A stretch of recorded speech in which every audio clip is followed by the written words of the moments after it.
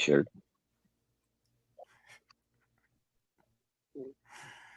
Mark says, let's go. Yeah, we're going to ride tonight.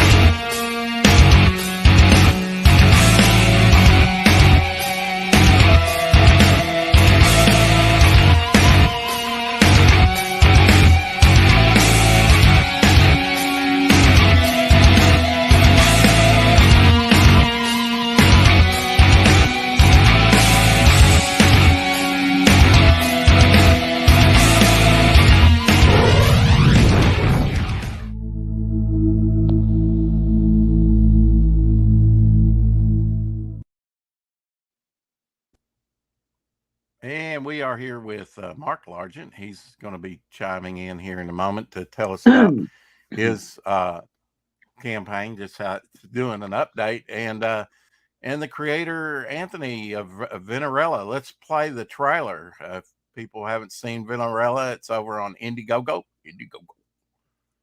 Let's give it a shot. There you go.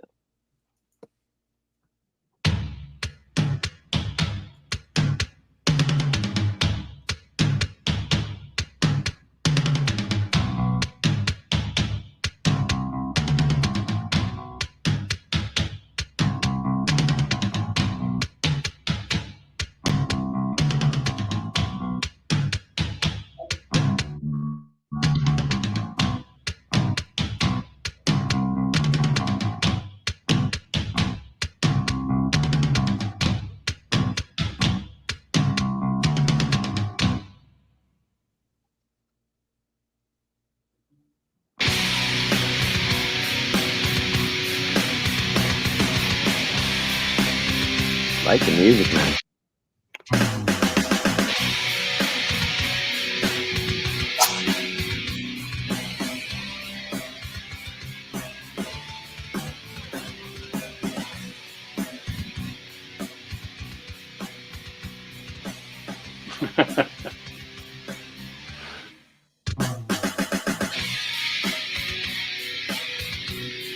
Oh, God. The band that reminds me of.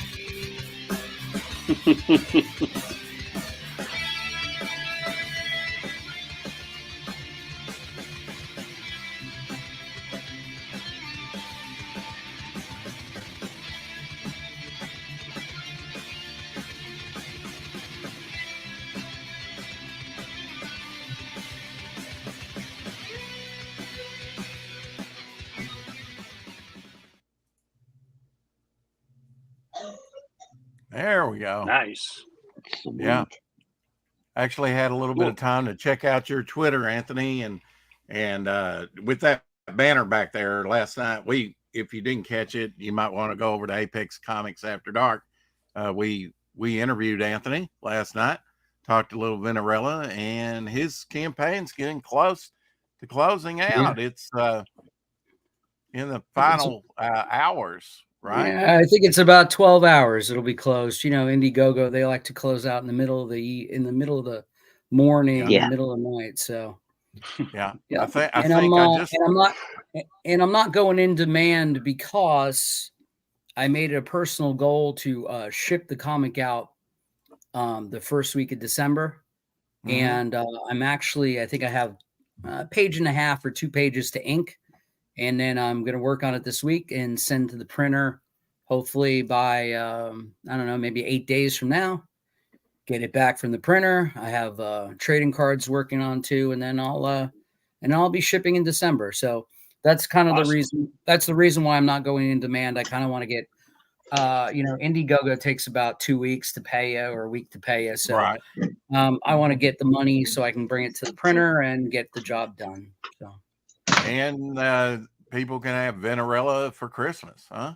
That's right. You get a little evil mistress for Christmas. There you go. And Venerella, you're scrolling through right now. Single book. There's 6 variant covers, and you can get the cheapest package on there, which is $15 for one book. And then with that one book, you get 5 trading cards, full color trading cards, and any other goodies I throw in there for you. And if you've never read Venerella before, you can get back issues of 1 and 2, issues 1 and 2, as add-ons for only $10. So if you're nice. new Cool. to me, if you're new to me, my art, my campaign, my character, you can catch up and get 3 issues, 1, 2, and 3 for $35 and $5 shipping. Or you can get all 6 variant covers for $35. So you can get 1 issue of the comic for 15 or 6 comics for 35. Give them to your friends for Christmas, your mom, your girlfriend, whatever. Enjoy, and the thing is, you'll have it by mid-Christmas. Because I plan on shipping the first week of December. And that was just a personal goal of mine, because in January, I'm going to be launching the 3rd issue of my other IP, which is called Misty America. And I'm going to be launching that in January. So, that's it. And real quick, elevator pitch. Venerella is a vampire warrior princess from Venus. And she's involved in a sci-fi, Star Wars, Star Trek type family drama. I guess you're showing right now a video of a recent comic convention I worked at. Yeah, you're not messing around. Look at that. No, I got a lot of original art. In fact, that original art you're seeing right now with that Kirby Crackle, that sold at my last show. Now this is your 3rd book of this year, right? To come out with? Yes. Yeah, I released Venerella 2 in January of this year because it was a little late. It was about a year late. I was supposed to launch it or release it in February or March of 2023, but I had a lot of family tragedies going on, and I kind of I put my pencil down for a good 9 months. I didn't draw anything. I didn't work any conventions, et cetera, et cetera. But in 2024, I came back with a vengeance. I put out Venerella. I fulfilled Venerella 2 on March 1st. And then I fulfilled Misty America issue number 2. I launched it, completed it, and fulfilled it, Misty America 2, sometime in, I think, July or August. And now I've been working on Venerella 3 since, what was it, Labor Day weekend? I think I launched Labor Day weekend, and, I'm going to fulfill it December 1st. So. Wow. Yeah, I know you had fun yesterday because you were on with Red Valkyrie, and here's her cosplay of your character. Yeah, Shay did a cosplay of Venerella just yesterday, and that's always a lot of fun. I have a lot of folks coming at me. He's trying to give me a little promotion, last minute push. I appreciate it. My timing, as I was telling Rex last night, I've missed a lot of streams and some big Comicsgate guys and some big YouTubers and all that, just because I was so busy drawing the comic, and I play in a band, and I work, and I have a family, and et cetera, et cetera, et cetera. So I was just kind of like, I was really trying to get my book done, and make comics indie again is a saying that I've been using that since I started Misty America in 2020 or 2021 when I launched my first issue of Misty America. I kind of just I kind of want to follow a really strong do-it-yourself independent comic creator aesthetic, and as much as I would like to do this for a day job all the time and get a nice pool in my backyard, my goal is really to create artwork and to do a nice grassroots growth with my art until I get somewhere, And I don't want to be a corporate entity, because I'm in my mid 50s and I've been working for corporations my whole life, and I don't want to be that I despise. You know what I mean? Yeah, you've been in Right, graphic right. design since the Well, early you 90s, can, right? dude. I mean, that's Yeah. the thing now. Indie comics is it, it's feasible. You know, we can do Yeah, of this with course. Yeah. crowdfunding and all that kind of stuff. Well, So it's a like new you, model, it's a new religion. But as yeah, Rex and I were talking about last night, you know, the model of indie comics has always been a strong one, and it's got a lot of tradition behind it, which, you know, yeah, is dates back to goes back to the 60s all the way to the part that I loved, which is the late 80s, early 90s independent scene. So, you know, that's yeah. where I get a lot of my aesthetic from. And Sometimes for all there's you a guys, fine line in between underground comics and indie comics. You know, right. like what Yeah. Robert Crumb was doing, selling out of the back of his trunk of his car. You know, at one point. And when I was doing I mean, a title, it's still indie. I mean, it might be right, underground, but right. it's still indie. And when I did a title called "Oh My God," which no one has seen yet, no one on the panel, nor really a lot of people online have seen. I think I might From, have that in my collection. from 2018, from 2018 to 2020, before I got into crowdfunding, I was selling the books out of the back of my car, and I was doing conventions, and I was actually contacting indie comic lovers on Facebook Marketplace and saying, "Hey, meet me at the Kohl's parking lot, and I'll give you 2 posters and a and and as silly as that sounds, that's what I was doing, and I wasn't making a profit, but I was paying for the book, you know, and Yeah. If you can break even, that's great. and I was getting out there, and to be honest with you, that was another one of my goals. Even though I had been, you know, a graphic designer my whole life, and I had always doodled and sketched and drew comic characters, and I tried breaking into comics in the early '90s when the image, you know, the image revolution took place, and I didn't really get very far, and I kind of retreated from that. And then in about 2018, 2017, I said, you know what? I'm just going to start drawing and creating and publishing my own comic.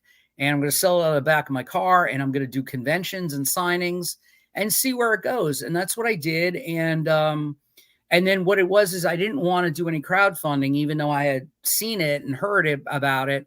But I didn't want to do any crowdfunding on any platform until I had 6 issues under my belt, as far as 24 page issues times 6.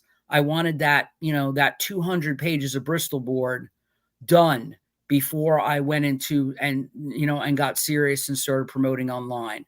I know that sounds weird, but it's like, even though I've been a writer my whole life and an artist my whole life, I had never done comic book interiors from page 1 to 24 before, or page 1 to 28 before. And I really wanted to learn, you know, learn to craft myself and try and find a style. My style is pretty much a 90s aesthetic. You know, I look at people like Tim Vigil and Tim Tyler and Everett Hartsoe and Georges Genti and Robert Stinsman and Rob Liefeld and all those guys, all those Robs and Tims, Tim Truman. And then I also throw in a bit of, you know, what's the guy that did Nera, Bill Mouse and people like that, you know, because I like the exaggerated, bombastic, big boob, big hair, big eyes, big everything. Over the top. A lot of action, you know, a lot of excitement on the page, floating heads, whatever, you know, whatever the things that I gravitated toward, you know, reading everybody from Kirby to John Byrne to Buscema to whatever. See you, Doc.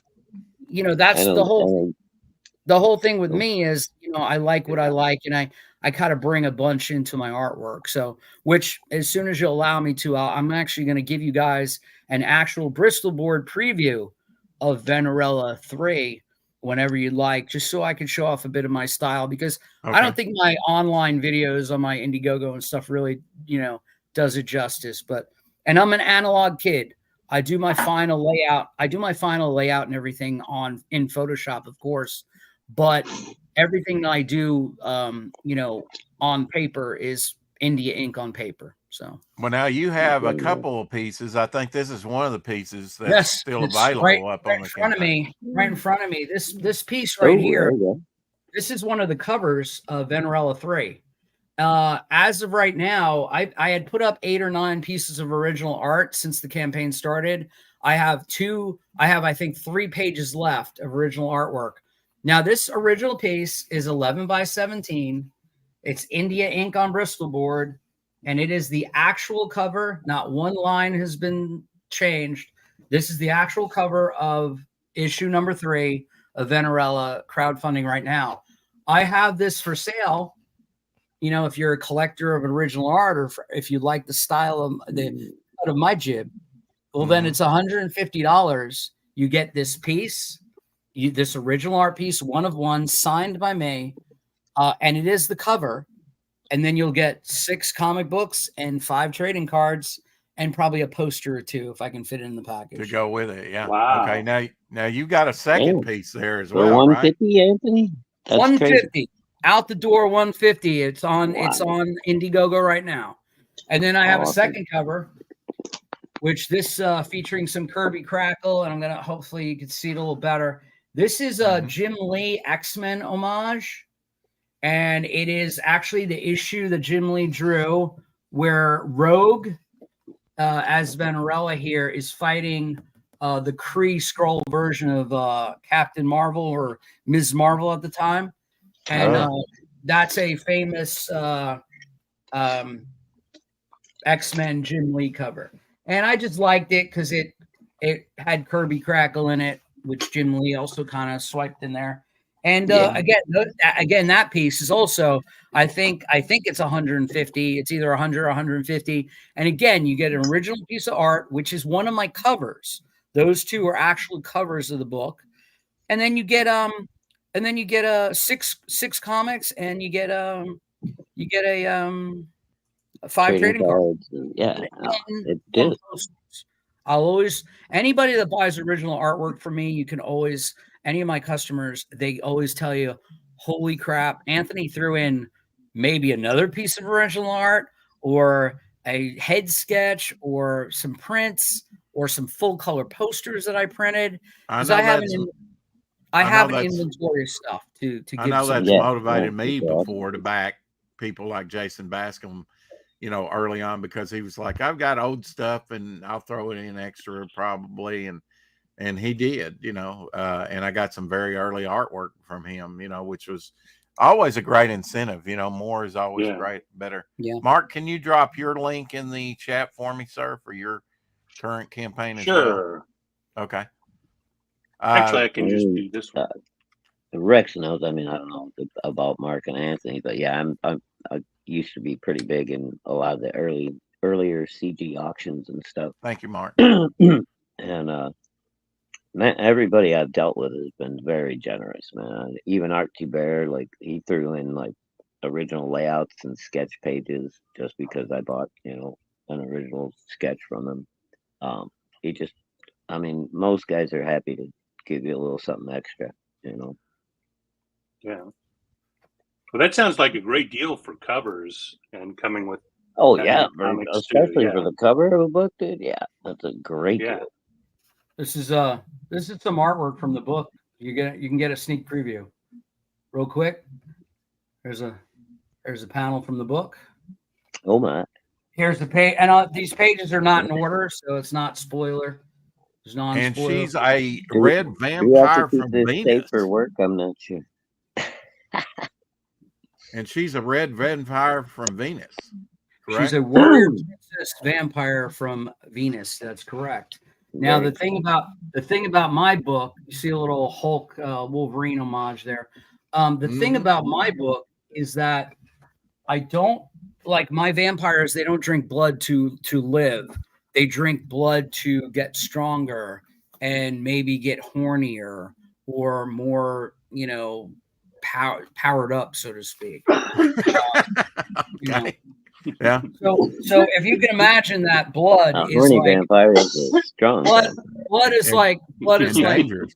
Yeah. blood is like a Monster Energy drink or a cup of coffee. You know what I'm saying? Yeah. Yeah. Now, Yeah. last night you had on a Kiss T-shirt. Today you got Anthrax. Very Yeah. nice. Well, I'd like to see your closet of shirts. I am a musician, so Yeah. I don't have any shortage of band shirts and things like that. Oh, that's what I was Um, going to say. That music on your video, Anthony, reminded me of Godsmack a little bit. Well, thank you. Yeah, the music on the video is me, so that's I my. had a Awesome. feeling it might have been. Carrie wants to know what inspired the creation of Venerella. Well, Venerella is a really just a mashup, I guess, of Vampirella and Lady Death. Yeah. But to be honest with you, it's just I wanted to do a space fantasy horror whatever book, and the thing is I wanted it to be a sexy sci-fi fantasy horror book, and I needed, and I knew that she was from Venus, so I just went to Latin roots. Venereal diseases, Venus, VEN, is connotates love and the planet Venus. So I went with Venerella, and I did like Google searches, and I didn't see anybody else using that. So ever. Awesome, dude. Like, so I thought Venerella sounds like Vampirella, and one of my early issues, my issue number 1, was a Dave Stevens homage. It's the same thing behind you, and that was a famous Harris Comics Vampirella relaunch cover. So I've got that one. I kind of did an homage, as you can see, a Sika after DS. Dave Stevens, of course, Alien Worlds, a Rocketeer, et cetera, et cetera. Oh. But he did a lot of nice pin-up Vampirella covers for Harris Comics. And I wanted to mimic that. And I'm going to show you 2 more pages, and then the sneak preview is over.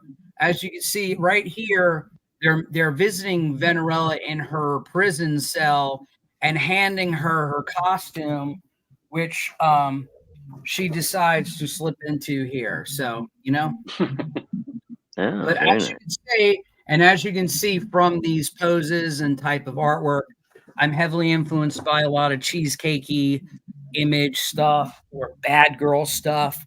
I believe last night I got into that's the first thing that went through my head when I saw your campaign was like, you're bringing the bad girls back, man. I love it. Yeah, well, they should have never left, to be honest with you. Exactly. But everything from Glory and Evangeline to She and Kabuki and Razor and all that stuff. That's dude, Razor, Ariella Warrior Nun.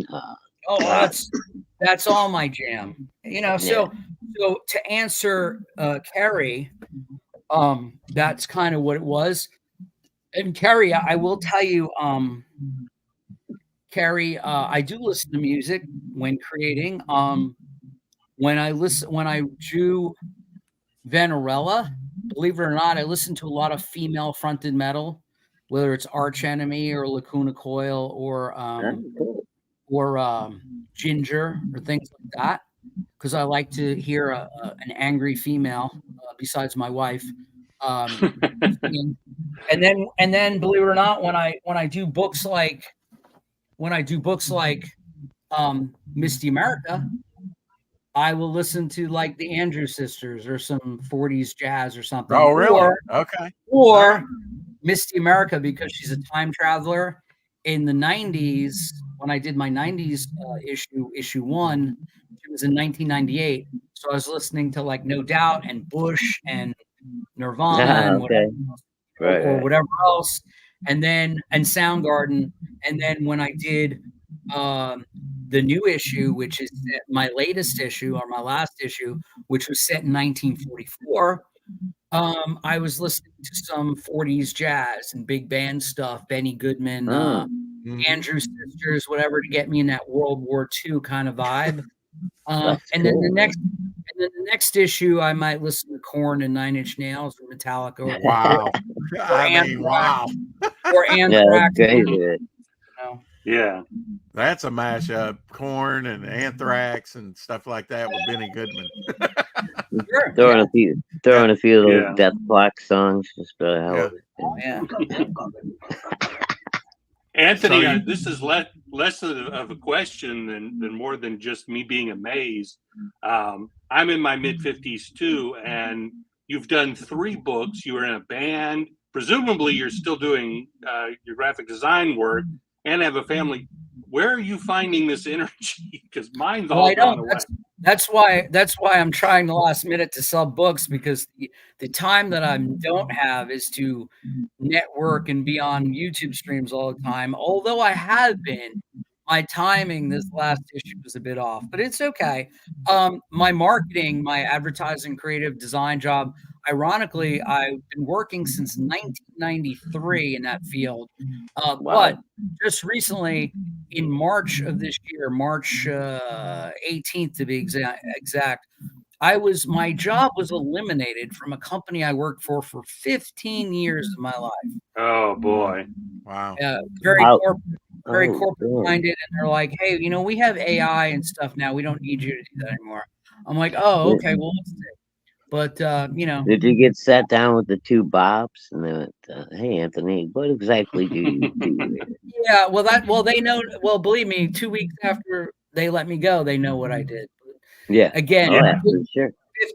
15 years. So there was a couple months there where I was just collecting unemployment and drawing comic books, but it is what it is. In fact, Yeah. that's how Misty America got drawn and put out so quickly. Oh, no Oh, kidding. yeah. Yeah. Can you I Hey, must pop confess. yeah, pop no out and problem. back in? No problem. Okay. Yeah, I've worked as a graphic designer my whole career too, and I one thing about the corporate thing is the project that I work on are the one thing I can do where nobody can tell me how to do it. Well, that's Everything you do is compromised. So being able to work on something where this is me having an opportunity to just do it the way I want to do it, and it sounds like you're doing a lot of finding things that you like and just cramming them all in there and getting them out. Yeah. And yeah, that's definitely a big part of what I do, because so much of it is compromised, and usually not for good reasons. Yeah.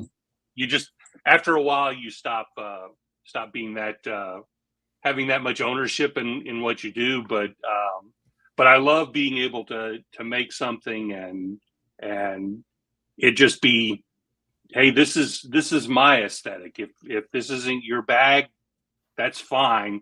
But hopefully there are other people who jive with what you like and are interested in. It's funny. I think there's so many of us that I've seen out here doing the indie stuff who are in our 50s. Sure. And of course our audience is also the same age as us. Well, that's Rex asked me last night on the stream. He said, who are you making this comic for? And I went, well, us, because I'm in a house. I have a 15-year-old young man and a 13-year-old young lady, and they couldn't care less about this stuff. Although my son is also an illustrator and he likes to draw, he's very much into manga and anime style, which is nothing wrong with that. But Yeah. like I gave him a copy of Absolute Batman that I picked up, and he's a really huge Batman fan. And I said, dude, you have to read this. I said, it's really good. You'll really like it. And he's like, is the trade paperback out yet? They're just, they're the kids today, or the younger generations, they're not into Rex and I were talking about last night. They didn't grow up picking them off the spinner racks in the 7-Elevens Right. and the delicatessens and the pharmacies. So they're not used to that nostalgic feeling of, oh God, there's hey, mom and dad went shopping. There's a comic book spinner. There's a spinner rack I can get a Fantastic Four from. That doesn't exist now. And that's, I think, the problem. So I'm Spinner going to rack. Yes. exactly, and I'm going to market to guys like us, you know, and maybe 10 years younger. Maybe Well, the you know, I guys didn't that even consider that when putting together my book, you know, which has been about 3 years, you know, getting it all together and you know, complete. And you know, what's the age group? I went on with Don Chin, and that was one question that did radioactive black belt hamsters back in the 80s and Yeah. other stuff. And he's done some crowdfunding stuff and um, revived hamsters and other things that Yeah. sometimes is this parody Young press. young people don't have patience, and they don't like mysteries. Right. They want, you know, that's one of the things that kills me with seeing the way that they handle a lot of the Marvel and DC characters. Is if there was any kind of mystery, if there was anything that was unknown about them, they've done something recently to say what that is, because they don't like there being a mystery. You know, I personally refused to read any of the Wolverine stuff that had his origins, because one of the things I liked about the character was not knowing what his backstory was. That was half the fun of who Wolverine was. And when you go ahead and say what it is, no matter if it's cool or great or anything, it diminishes Wolverine, because now Wolverine has a name, and you know his backstory. And I think that took the mystery, a lot of the mystery and the allure of the character out when they told his origin. They had waited like over, you know, about 20 years to tell his origin. Or, I mean, I like the Barry Windsor Smith attempt to show how he got the adamantium into a system and everything. That was okay, but when you're nailing it down and saying, okay, he was born in the late 1800s and blah blah blah, and I think it's too much. I think it's kind of like naming the Clint Eastwood character the man with no name. You know, it's not necessary. I think you're really kind of taking away some of the mystery of the character when you nail it down so concise there. And it never will really live up to whatever your thought that this thing is going to be. Well, I mean, in that 20 years, they were going, well, is Sabretooth his brother? Is Sabretooth his father? Is, you know, there was like, why are we flashing cash? Because that's why Marvel did it, because they got to keep. Oh, well, yeah. They took the easy way out, didn't they? Yeah, I do think it's this generation, though. I mean, I laugh every time I read one of these things. Like, if they have an X-Men comic, it's like, find out how Lando Calrissian got his cape. I don't care about it. I don't need to know all of this minutia. The thing that I really think is just ridiculous is everybody throws around the word canon, and I'm like, canon happens after the fact. After there's been a bunch of stuff, you look through and you say, "We'll keep this, we'll keep that, we'll keep it." Just because you do a Star Wars coloring book, you aren't establishing canon. There's nothing that if somebody makes a Star Wars movie in the future and wants to contradict you, they're going to contradict you. They're not going to say, "Oh, that one coloring book had it different." So but it seems to be. I don't. It's like a lot of the young people seem to want to be. Instead of working on Batman, they want to be the creator of Batman.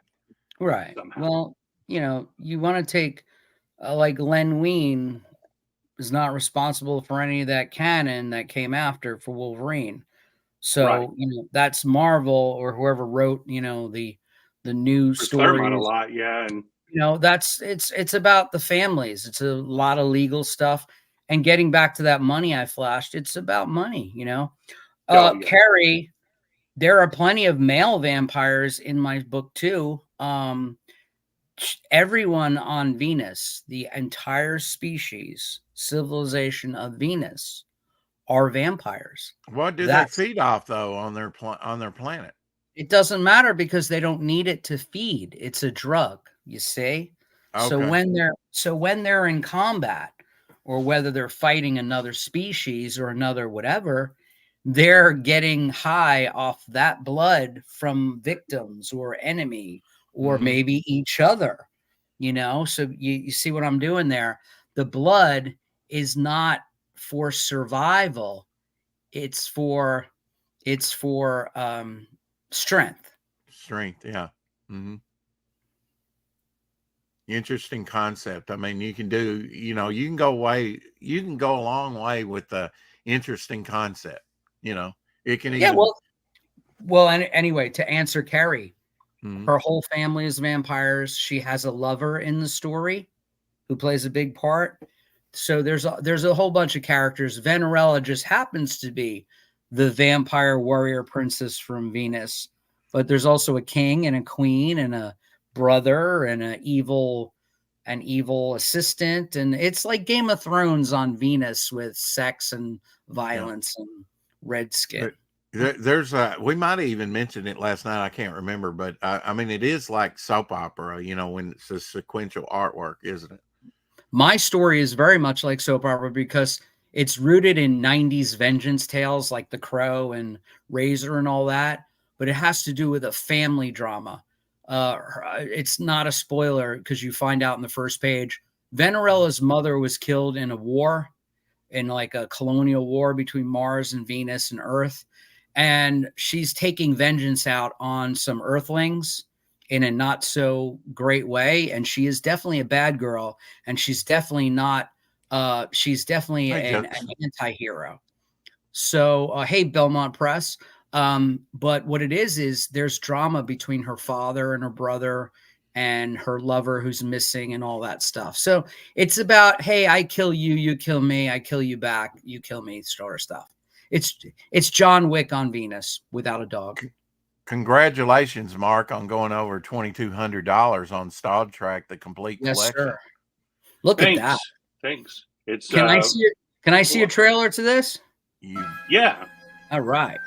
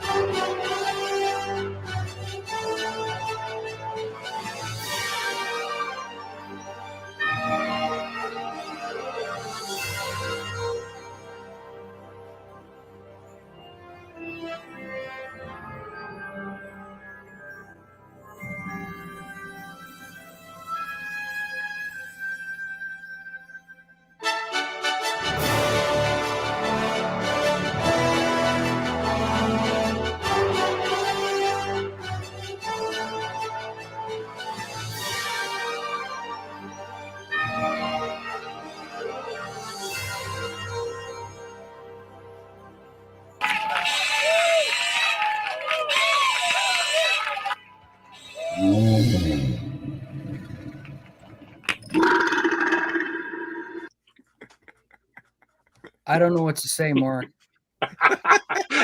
No words are necessary. So Star Trek you have a DVD and a Viewmaster reel, yeah. Mm-hmm. Wow. So Star Trek is a series of, I call them animated puppet parodies. They're computer animation, but they look like puppets. Yeah. And they're parodies of old Star Trek episodes. Wow. So I did the first one in 2012. The second one was 2021, and I'm finally finishing the third one, which I'm oh God, look at that working cover. with the sound. Thanks, that's my friend. We the old Gold Key Star Trek comics were hilarious because they didn't seem to know anything about Star Trek, so we had fun with making a cover that completely is wrong. But on the 15th, in 12 days, I will be premiering it at the Star Trek convention here in Dallas. So I'm working with the sound designer to finish the audio mix, and going to go out and the first people who are going to see it are going to be complete and total strangers. So fingers crossed that they don't boo me off the stage. But I think it'll go okay. So you're gonna unveil that at a Star Trek convention? Yeah, I actually got to show the middle one, The City on the Edge of Foreclosure, at the big Star Trek convention in Vegas. Mhm.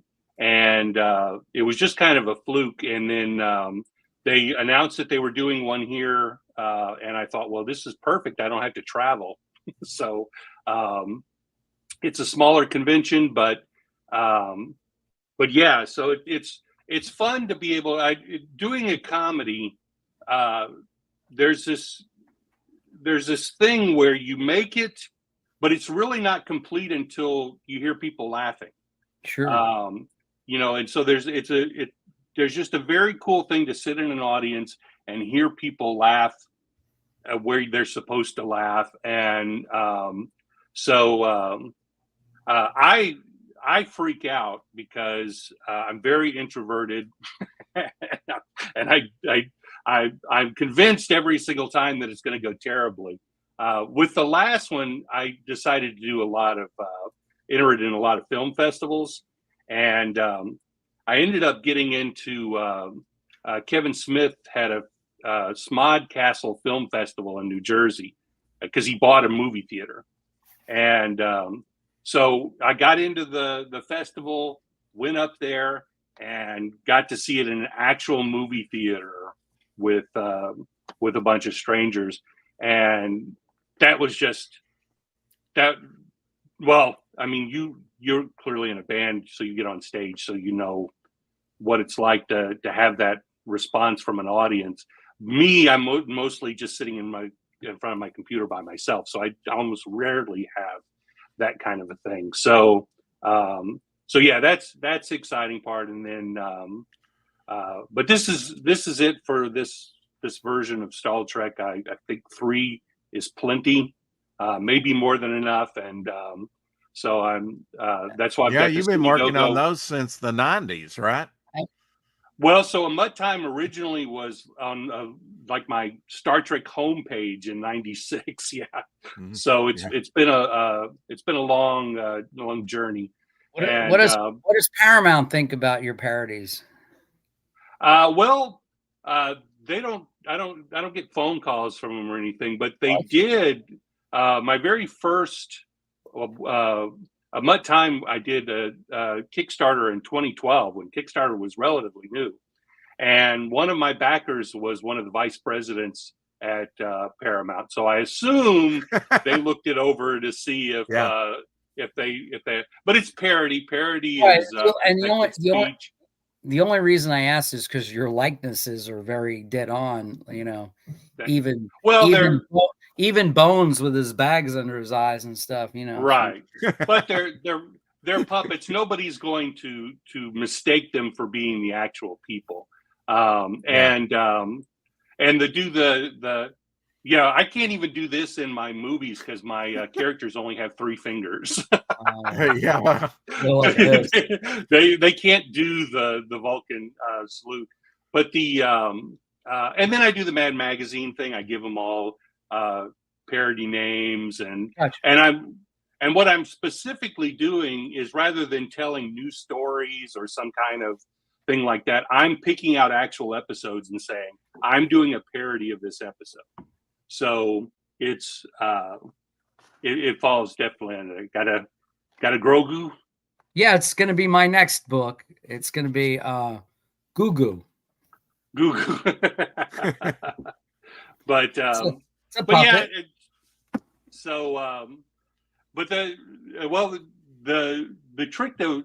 The reason why I made them puppets is because this is a lot easier to animate. Sure. So you don't, they don't actually blink. They don't really move their fingers or anything. So the animation becomes something that I can do as one person trying to make one. You guys are having some trouble. Yeah. Well, out of Memphis, they had magic. Harry said that finger. Carrie said that finger thing is hard to do. Yeah. Wow. Yeah, some people it is. Yeah. Yeah. Some people have to do it like off. They'll like get their fingers in their way, but I can't do the. Yeah. And Carrie says to me, she says, Anthony, next campaign, consider international backers. Carrie, I actually had it available in Europe, my last issue, but I got wrecked with shipping. It was ridiculous. And to be honest with you, for a $35 campaign, to spend $50 on shipping is ridiculous for, I think, the customer also. However, Yeah. Carrie, if you or any of your friends are international, private message me on Twitter or Instagram or Facebook, and I'll make arrangements if you need the book. And where are you at on Instagram? She does Instagram. On Instagram, I'm at Wild Mercury Comics, which is my company. And then on Twitter, I'm just at Anthony Sika. I think I'm wearing this hat with this Misty America hat with its sunglasses. And then on Facebook, I'm just Anthony Sika. You can find me. Just look for my face. You'll find it. But on Twitter, it's Anthony Sika, and on Instagram, it's Wild Mercury Comics. And again, I will work out if you want some copies of the books, but I'd rather send more than one copy of the book. Like, I'd rather send the whole series so you get your money's worth for shipping. And then I'll work something out through PayPal or something instead of having to pay Indiegogo just so I can mail something across the water for, I mean, I mailed stuff to Austria, and it literally cost me $40 to send 3 books. It was ridiculous. Wow. And I passed that on to the customer, and I just think that's crazy. So, it is what it is. Yeah. I think I did the campaign before this, I did this box set, and initially I had it open to international, but I took it down because the cost is just too much. Plus, I didn't know if it was going to get destroyed because I was 3D printing the boxes. Yeah. So, you don't want them to get banged up trying to get overseas. But yeah, it's just ridiculous to have to pay that much. And even some of folks in different countries that I sent my last issue to, Venerella too, I had a couple backers in Ireland and England and Austria. And like some of the people that were in Austria and Ireland said they were having problems with shipping, or they were having problems with imports, or in Austria, they were having political problems and this guy just didn't want to spend any money. So, as much shit is going on in the United States, I think we're sometimes oblivious to stuff going on in other countries and nations. However, if anyone wants my book over the water internationally, just email me directly and I'll see what I can do. Yeah. It seems to me that obviously you'd have to get somebody who it was worth their while, but it would almost be a cool thing if you could get a printer overseas that would ship the books. Sure. So that you could get some of them printed over there and then shipped, right now, I'm sitting on the cusp of 30 backers at almost $1,400. So I really only have to print 250 comics next week or the week after, and I will still have about 100 left for conventions and things like that. So, if I was Ethan Van Sciver or, Billy Tucci or Shane Davis, then I would do that, but I'm not, so I don't. Yeah. I just wonder if there could be someone who could do it for multiple people. In other words, set up a thing where independents could go and have that kind of I don't know how you do that. Don't tell Eric July or he'll make that up. Okay. But yeah, it's just so hard to do that. And I know I'm running into a thing. Younger people don't like physical things. And with this one, I'm doing a Blu-ray, I'm doing a comic, and I'm doing the Viewmaster reel. I like making stuff. Sure. And so do all of us. We all like it. But again, we have to, and that's why we have the audience we do that are all 40 and over, because if you're 20 years old, you have no idea what a Viewmaster is unless you're into vintage stuff, you know, which Yeah. there are some hip kids who are into stuff like that, but the majority is not. And understand that, you know, comic books is a niche market to begin with. So that when, and I know, and you know, and when you do merchandise, like to me, I would love that, you know, but then I would have to go find an actual Viewmaster device. Yeah, That's that's been the trick. Shadowhawk gives me nothing but grief about the fact that I'm not offering Viewmasters. But similar to your thing, where are you gonna get Viewmasters? If I'm gonna do, or you can get them at Target. Oh, do they sell them at Target? Okay. Yeah, they still sell them, but like if I were to try to get these from China, I looked into it. It's like a 200 minimum order. Right. I'm not going to sell anywhere close to 200. Right. Not even close. Yeah. Right. Right. So you know, yeah, the person that gets your Viewmaster disc, they're gonna, you know, the next time they're at a thrift sale or Target, they're gonna, if they can pick up a Viewmaster, let them get it, you know. I have to answer this question from Katie. She sent me something in the mail. No, it's Sunday, dear, so I'll probably get it Monday. You'll probably get it tomorrow in the mail because I didn't get it Saturday. All I got was that election crap. All those flyers and stuff. Have you guys noticed that every political ad I've seen, which is only because I watch YouTube and they come up, is just asking for money? I haven't seen an ad that said, please vote for me. I've seen every ad of, it's vitally important that you send us money right now. And I'm like going, why? Yeah. How dare people do that on YouTube? Back Venerella right now. Yeah. Well, you know, don't waste your money on political parties when you can get a till I got on YouTube. I got on YouTube, I never heard anybody say what you said, Anthony, although you're not the first one I've heard say that comics are niche. It almost hurts my heart to hear that. There's only been like 2 years when I was doing missionary work with the homeless shelters and prison ministry and stuff like that, that I just kind of set comics aside for a while. Other than that, I've collected continuously since 1975. But I never considered them sort of niche, although I kind of know it's not Hollywood. I know it's not the larger in pop culture, but I do think it's a vital part of pop culture. I think it's it's a holdover at best.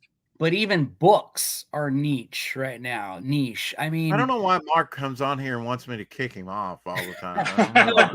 I hate to break it. I hate to break it to you, Rex, but when you go to Barnes & Noble, and again, you've heard this before. Yeah. The trade paperback, which they're not even comic books, they used to have in the magazine racks, the periodicals, they used to have comics, even at Barnes & Noble, say 10 years ago. Yeah, you could get Marvel and DC and Image stuff. Now, the trade paperback selection of the comic books is only one row out of 100. So it is niche, and it always has been. But the thing is that when we were growing up, it wasn't niche in that you could get comic books at every single store that you went into. It was more accessible. Yeah. Right. If you went into Sears, there was a spinner rack. If you went into JCPenney, there was a spinner rack. If you went to the drugstore or the liquor store or the barbershop, there was a spinner rack. But that all ended in the 90s. And then since the digital age, from 2000 on, and when high-speed internet became available in 2006, you know, it's all downhill since then. And I got to tell you something. If you're a motorcycle enthusiast, right, you would not admit that motorcycles, whether they're Harley Davidson or Indian or Suzuki or Honda, is a niche market. But let me tell you something. I worked for Harley Davidson for 15 years of my life. It is a niche market because not everyone needs a motorcycle, but everyone needs a car. And even though the entire population of the world, they like to think, knows how to read, a very small population reads comic books. If Eric July or Ethan Van Sciver sells say 20,000 copies Yeah. of Cyberfrog, Good Ying, whatever the heck he's selling, whatever. If that's thought of in the indie sphere, if he sells 20,000 copies of Cyberfrog, that's thought of as a good number. However, It's unfortunately, beyond cancellation. There's 20,000 people in the Walmart down the street from me right now, you know? Yeah. And that's how you have to think about it. Or there's 20,000 people or over 8 billion in the world, right? seeing Anthrax in New Jersey at some club tonight. That's it. Right. You know, and that's a lot, you know, and that's actually not. That's like a Taylor That's Swift a Trump rally. 20,000 people. I remember looking when Avengers Infinity War Endgame or whatever came out. You had like 1 billion people went to the movies to see that worldwide. I looked, the Avengers comic book sold 75,000 copies. And here's the thing, though. 1 billion people didn't even go. But 1 billion people didn't go see it because every ticket's $7. So take that 1 billion divided by 7 worldwide, and that's who saw the movie. But again, but still, But yeah, of course, you're talking about hundreds of millions of people going to see the movie, and they couldn't translate that into comic book sales because comic books are over with. Because they didn't have the money to put spinner racks next to the popcorn machine, and that would have sold some comics, maybe. But the truth of the matter is, when my son, when he was 3 years old, we took him to go see Avengers, the Joss Whedon first Avengers movie. That was the very first movie he's seen. So, you know, I tried to get him into superheroes, but he's still into superheroes at the age of 15 now. But he's not going to go in a store and see a rack of comics and get excited like the three of us did growing up, you know, because we didn't have movies. The only way we saw Batman was Adam West, Friends, and whatever Jim Aparo was putting on the shelf, right? Yeah. That's it. All we had. I like your idea of putting it by the popcorn machine, you know, at the movie instead of having one of those big stands.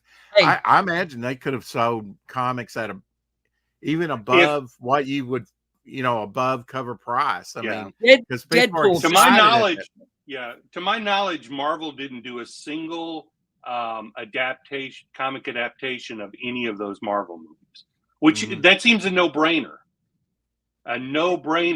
To have the look. I mean, remember when Empire Strikes Back comes out, we lose Han Solo. We read those Star Wars comics for 3 years, hoping we could find out something. They were just doing this with a carrot. There was never we were not going to find out anything until the new movie came out. But it gave us something. I'm sure they sold a lot of Star Wars comics during that period. And I was buying them. And after the first movie came out, and we had no idea that Luke and Leia were sisters or any of that shit, you know. Do you remember all the books that came out from Marvel after the first movie came out with that big rabbit and the guy with the bionic hands and all that stuff? The very first Star Wars thing I bought was I went to a 7-Eleven and I think I got issue number 5 of where they were still. I got 5 and 6. And then they had one of those Treasury editions with a cool Dave Cockrum cover that had the first 3. So I went forever never having read number 4. But I had the first 3 in the Treasury. I had 5 and 6 and floppies. But back then you didn't get trade paperbacks. No. I think they did eventually do a Treasury edition for the 4, 5, 6, and then one with all of them. But my mom, $1, I may as well have been asking for, you know, $100. My mom was like, "That's too expensive. You can't have that." But I mean, and I read that novelization of Star Wars at least once a year.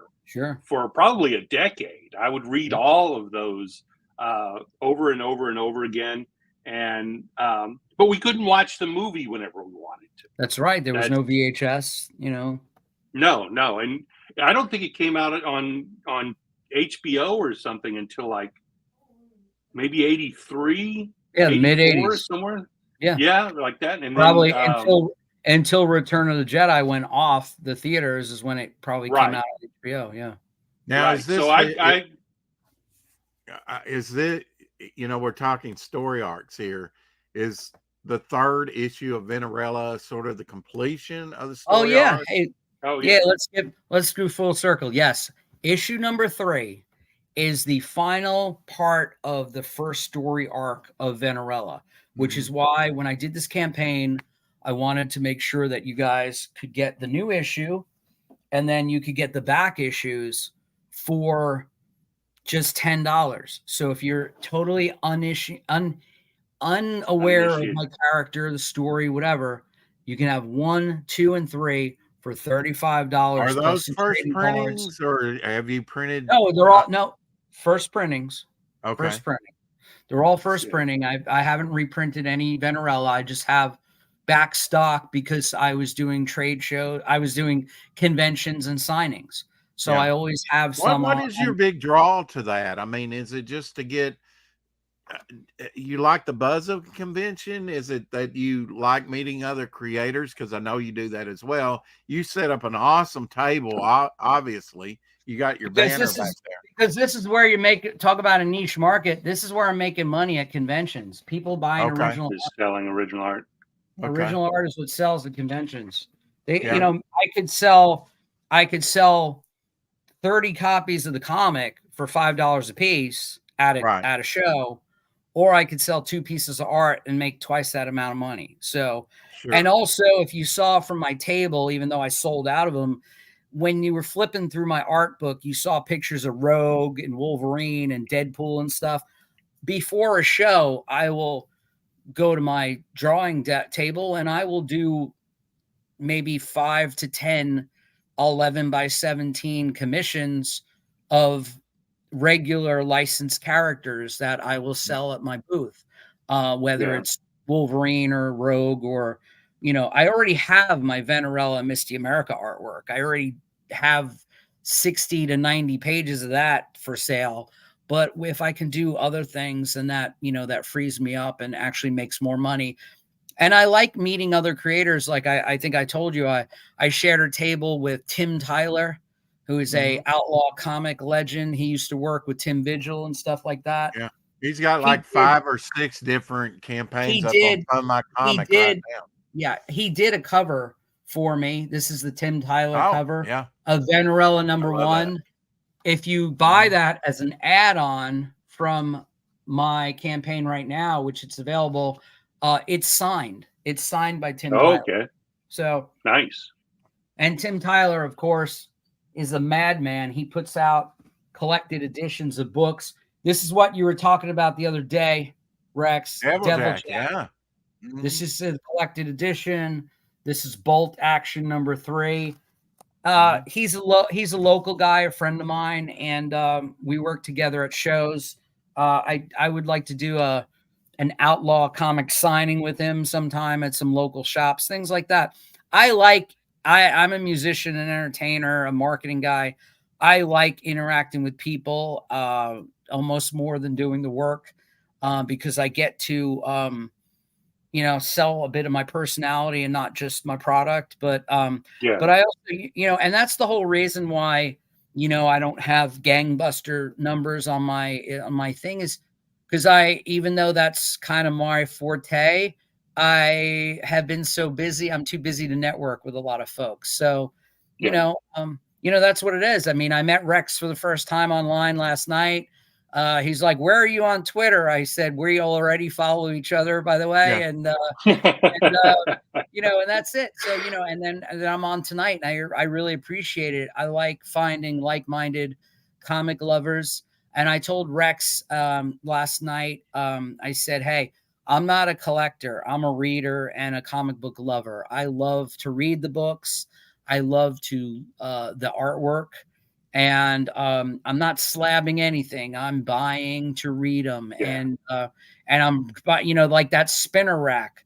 That spinner rack that's behind you. That's what I dig. I grew up. My dad was a truck driver. I grew up in New York. So there was a newsstand on every corner pretty much. I And, would have loved to have seen that.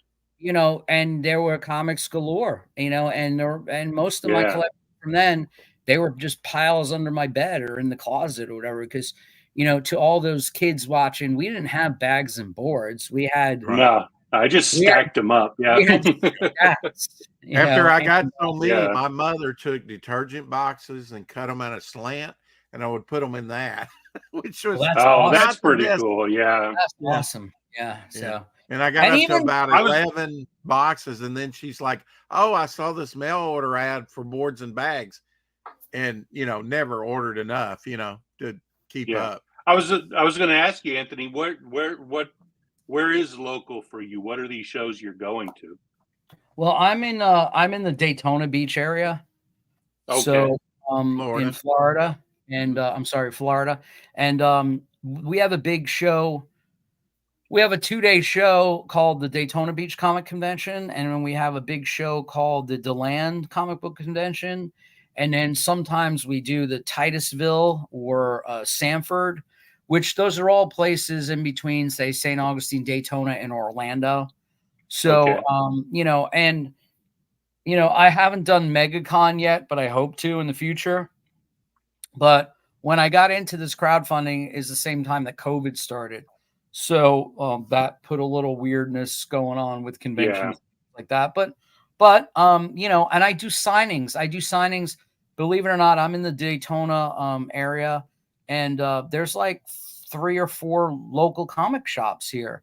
And I do signings at all of them because I'm a local guy. And even though I'm Right. from New York, and I also lived there in the early 2000s, I've been back and forth in Florida doing business with people since '93. So I've been here a long time. I know a lot of people through my work and my being in a band and all that stuff. So, and I used to publish an entertainment magazine. So I have a reputation as a publisher, even though as a comic book publisher, it's kind of a new venture. But so that's it. So it's mostly Florida. I don't go out of state or fly somewhere because I won't make my money back. But Right. That's what I was going to ask if you but were but if it took off, I would love to go to New York Comic Convention because that's where I'm from. You know, but other than that, that's the thing. If all of a sudden I was closing out tomorrow and I was on a stream with you guys and I said, yeah, I just earned $20,000. Yeah, well then I would be open to, selling my stuff out there because my audience would be a lot bigger. So, right. but Yeah. I'm a little fish in a big pond right now. And by the way, like I said, it's a big pond, yet it's still a niche market, in my opinion. I'm not selling bread. I'm selling comic. I've said the very same thing you said. I think he gave like numbers of 17,000 for Cyberfrog. I think he's probably published more closer to 20 or so. Sure. But yeah, I mean, back in the day, that was cancellation numbers. And by the way, I think it's Yeah. still canceled. If Wonder Woman or Aquaman or Batman or Teen Titans or whatever they're putting out right now, if all of a sudden you said, "Hey, we're only selling 10,000 copies of She-Hulk," it's canceled. You're Amazing starting Spider-Man, I don't know what it's at now, but it used to be like 60,000, which when I had my comic book shop in the early 80s, it was like 250,000 or more, copies. Well, look at 60,000 was the cutoff point of being canceled. Although I do know that there's been shorter runs, like very small numbers, even for some Marvel stuff. Sure. You would think Marvel never put out anything that they only printed 3,000 copies of. Yes, they have. You would say that I know a comic that its print run for DC was 17,500. That's extremely low for those big companies, but they have done it. But even Everett Hartsoe and Billy Tucci and all those people in the early 90s, they were selling like 500,000, 1 million copies. And and they were in comic shops. They Do weren't you think mailed. that was more or less because of the image speculation? It was. No, It was a speculation. Well, I think it's also close to the world we live in. We didn't have the internet back then, and if we did, it was only for emails and porn. So the thing is that you only had one way to buy a comic book, and that was in a store. So Billy Tucci sold 500,000 copies of his first issue of She because he was in every comic book store, because Diamond put his book in every comic book store. And Image, I think Image, like when the founders put out the books, I mean, I've heard Rob Liefeld say that the worst selling issue of Youngblood sold like 1 million copies or 500,000 copies. That's the world we lived in back then. I don't, that's the world we lived in back then. So when these indie creators, and again, by the way, I'm not dissing anyone's hopes and dreams of the indie creators, but when I see Ripperverse talk about, oh, well, we sold, 30,000 copies, dude, 30,000 copies is a failed book in anything other than crowdfunding. Okay. If Marvel said we sold 30,000 copies of X-Men, Marvel would be out of business tomorrow. So my point is, and the whole thing about my whole slogan of make comics indie again, do not try and be corporate. You're not going to do it, and you're going to be stupid. You're going to look stupid. I am never going to say, oh my God, I am the next Rob Liefeld or Jim Lee or Todd McFarlane. Dude, I couldn't even pop a pimple on their ass as far as sales go. Yeah. And neither could anyone else in Indiegogo or Fund My Comic or Kickstarter. I am not speaking ill toward myself or anybody, but don't become what you don't like. If you don't like mainstream comics, I hate to tell you, Marvel and DC ain't going nowhere. They're not going anywhere because they got money behind them. But if you want to be an indie creator, make indie comics, serve the indie market, and do what you do best.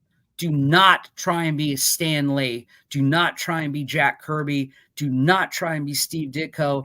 Don't even try and be Rob Liefeld, because you're never going to do it.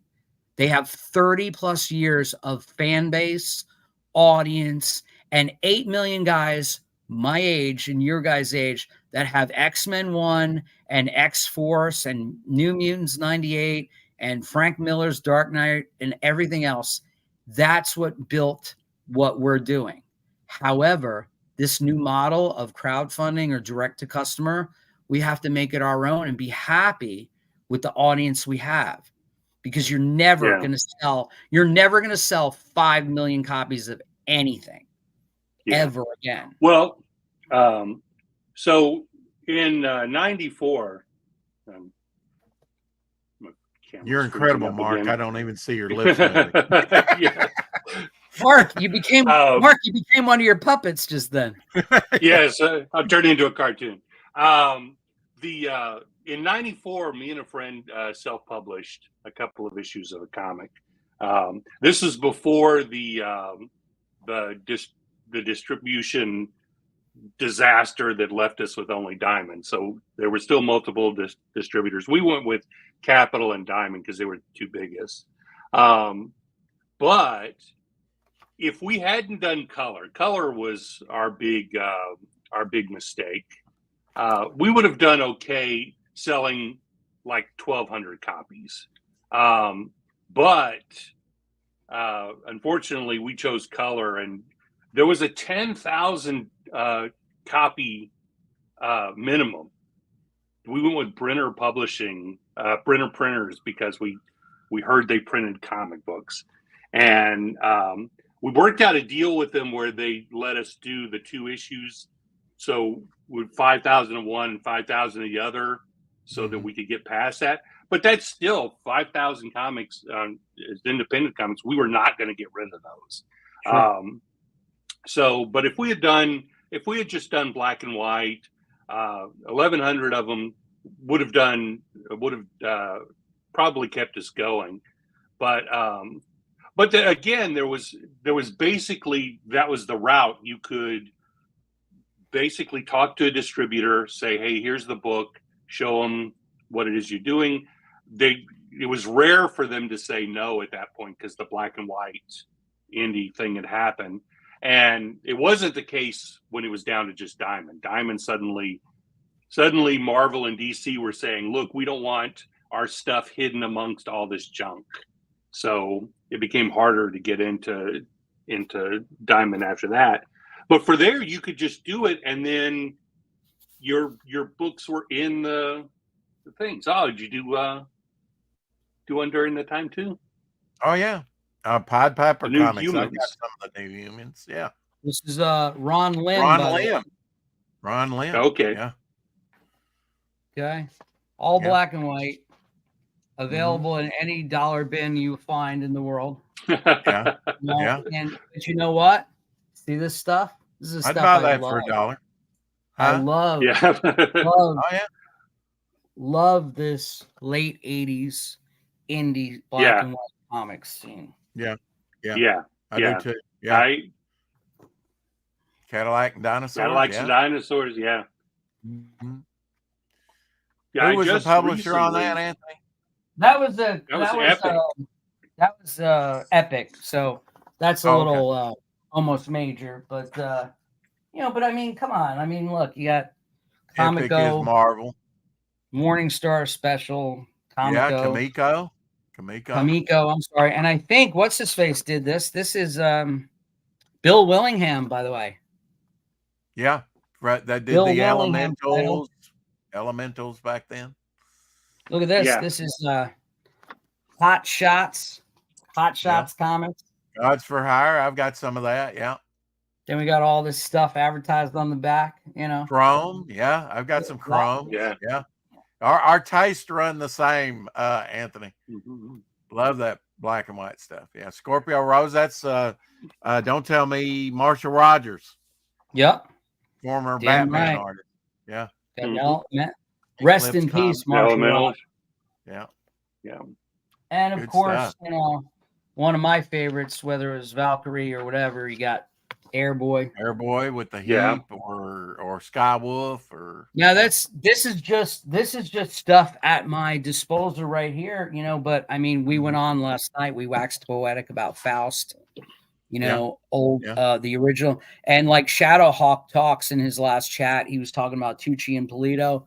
I mean, when she came out, I was blown away by how Billy Tucci discovered himself on the first issue, and I fell in love with that shit. Even though, like stated, she debuted as a black and white character in a Razor annual, but then, when she came out, and Polito, forget about Polito, Stephen Hughes, those Evil Ernie, Lady Death first issues blew my mind as a reader, as someone who was kind of into Image comics at the time. And then all of a sudden I saw this.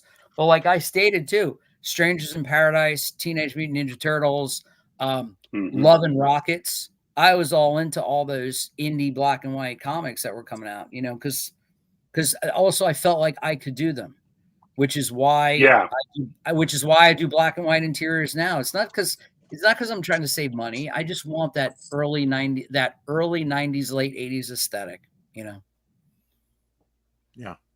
I found some copies of she, I think maybe the second issue, 3 for sure, 3, 4, all in my dollar bin, at my local comic book shop. And I was like, those are mine.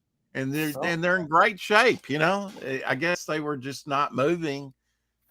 You would think they'd be moving with sort of a revival of She, but I picked up these Innovation Comics, Stargazers. Yeah, Innovation. Adam Hughes covers. Yeah, early Adam Hughes. Yeah, I was going to say that would be early Adam Hughes. Yep, early Adam Hughes. Yeah, it's great stuff. Tom Grummett did a book called The Privateers back in the late 80s. And, I love seeing the early stuff, and then they go on and do, more corporate comics, like you say, they just advance. Well, we were showing off some John Byrne, his sci-fi stuff he did. Yeah. Well, we got his Charlton stuff is early. Charlton stuff, right? Charlton Yeah. stuff. Doomsday Plus One. Space 1999. Yep. All John Byrne covers here. Wonderful stuff, man, from Charlton. I'm really looking and buying into some Charlton, now, because if you like Steve Ditko did a lot of. There's a Steve Ditko cover, Scary Tales. And you mentioned Sal Buscema. This artist is not Sal Buscema, but it reminds me of Sal Buscema, in his work, Just wonderful off the cuff, stuff. And I back in the day, I wouldn't even look at Charlton hardly, Yeah, I used to buy a lot of Charlton war comics. They used to make a lot of, I think, fighting Army and fighting Marines. Right. Fighting Navy. Yeah. Yep. Fighting Navy. Yeah. Mm-hmm. Yeah. So I've actually got some. They used to take, like, if they did a cover back in the 60s, they might reproduce it in the 70s or the 80s again and reuse it, but retool it with a new price and maybe mix up a few little things. And of course, Charlton went out in the 80s, and there toward the end, I've got some production art of their covers. Wow. And I swear the new color changes are done in crayon. Wow. Or something like that, Charlton comics always had they always had a unique smell too. They smelled a little stronger than the other. Well, books. You remember the uneven they had pages? a different ink or something. Yeah. You remember the uneven pages at the bottom and the pinholes and stuff? Yeah. Sometimes the pages would stick together because of the pinholes. Someone was cutting them with a cutting board in the factory. Yeah, maybe. It's amazing. I mean, Robert Crumb, we mentioned him earlier. He actually took it and folded and hand stapled his books. Oh yeah. Mm-hmm. Great Hey, stuff. Dr. Mask. It's been a while. Dr. Mask Retro Elixir. He's a big comic book fan. Cool. So anyway, if you're into retro comics, not with a 90s feel, go back Venerella tonight with issues. I think retro, I've been saying this for a while, Anthony.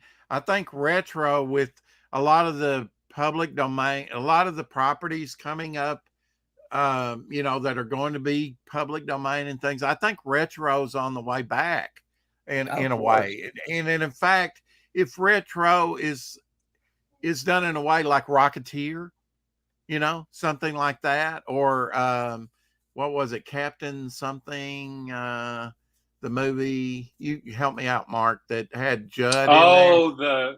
That was the one with all the giant robots and something of tomorrow. What was Captain something in the world of tomorrow.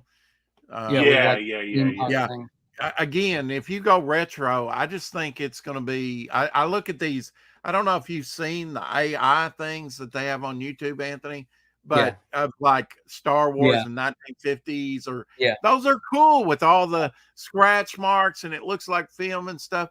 I would go watch that at the theater, Well, Mad Men, it's I hope they do. I'm hoping, I'm optimistic regardless of what people say, and there's plenty of haters out there. I'm optimistic that they do the Fantastic Four properly in the 60s with a Well, I'm with you, Anthony. I think setting it in the 60s is a great idea. I'm hopeful. I got my fingers there crossed. We go. Yeah. Sky Captain was the And by the way, Star Wars was just the Flash Gordon, who's 90 this year as a character, and Buck Rogers older than him. It was just the old movie serial with the same scroll of the lettering and stuff. Right. Yeah. Indiana Jones was too. Yeah. They were both. Yeah. They were these kids in the 50s were watching those old serials on television and stuff. Yeah. You guys know that Sky Captain came out almost 20 plus years ago, right? Yeah, we talked about it on one of the streams and was looking it up because at the time it was revolutionary, but it really didn't go anywhere. I do remember going to the theater and seeing it, and it was impressive that they could do the stuff, but it really didn't.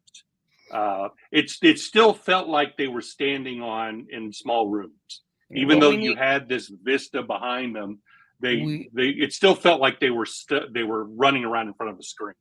The world could use another Phantom movie. Could use a lot of old. I love the Phantom. Maybe the Shadow, maybe the Spirit. Yeah. Well, maybe a lot of stuff. Down in Australia, I don't know where his status is now. Maybe less popular, but they've continually printed the Shadow, the Phantom down there in Australia for like 1700 issues since 1942. Yeah, he was very popular there. Very more popular down Lee Fox. The Phantom was more popular down. Doc Savage. Doc Savage is going to be in like 3 years. I think he's going to be in public domain. A Did lot. you guys ever see that movie? Did you ever see the Doc Savage movie with Ron Eli? Yeah, I've never seen it. They don't have it on YouTube because I've tried to watch it. I might have watched it back in the day, but you can't watch it all on YouTube. But you can watch the trailer of it. In fact, the main actor, Eli, is his last name, right? Roy. He just passed away. Yeah, he passed away. Ron Eli. Yeah. Yeah, I remember watching him in the mid '60s in Tarzan on TV. Yeah, I watched reruns of. Although nobody can beat Johnny White, because that was a wild Tarzan because he ran around in jeeps and stuff. He still wore the loincloth, but they had like cars and stuff in the jungle, which was always kind of like Tarzan could probably put on clothes if he wanted to. Yeah. It's hot it's hot in the jungle. It's hot in the jungle. You got to suspend reality, especially if you're a comic book reader, right, Anthony? It's right. Comic book logic. And also when he's swinging through trees, he says, "The vine, Jane, not mine." Yeah, and I'm never going to Venus because now I know that there's vampires.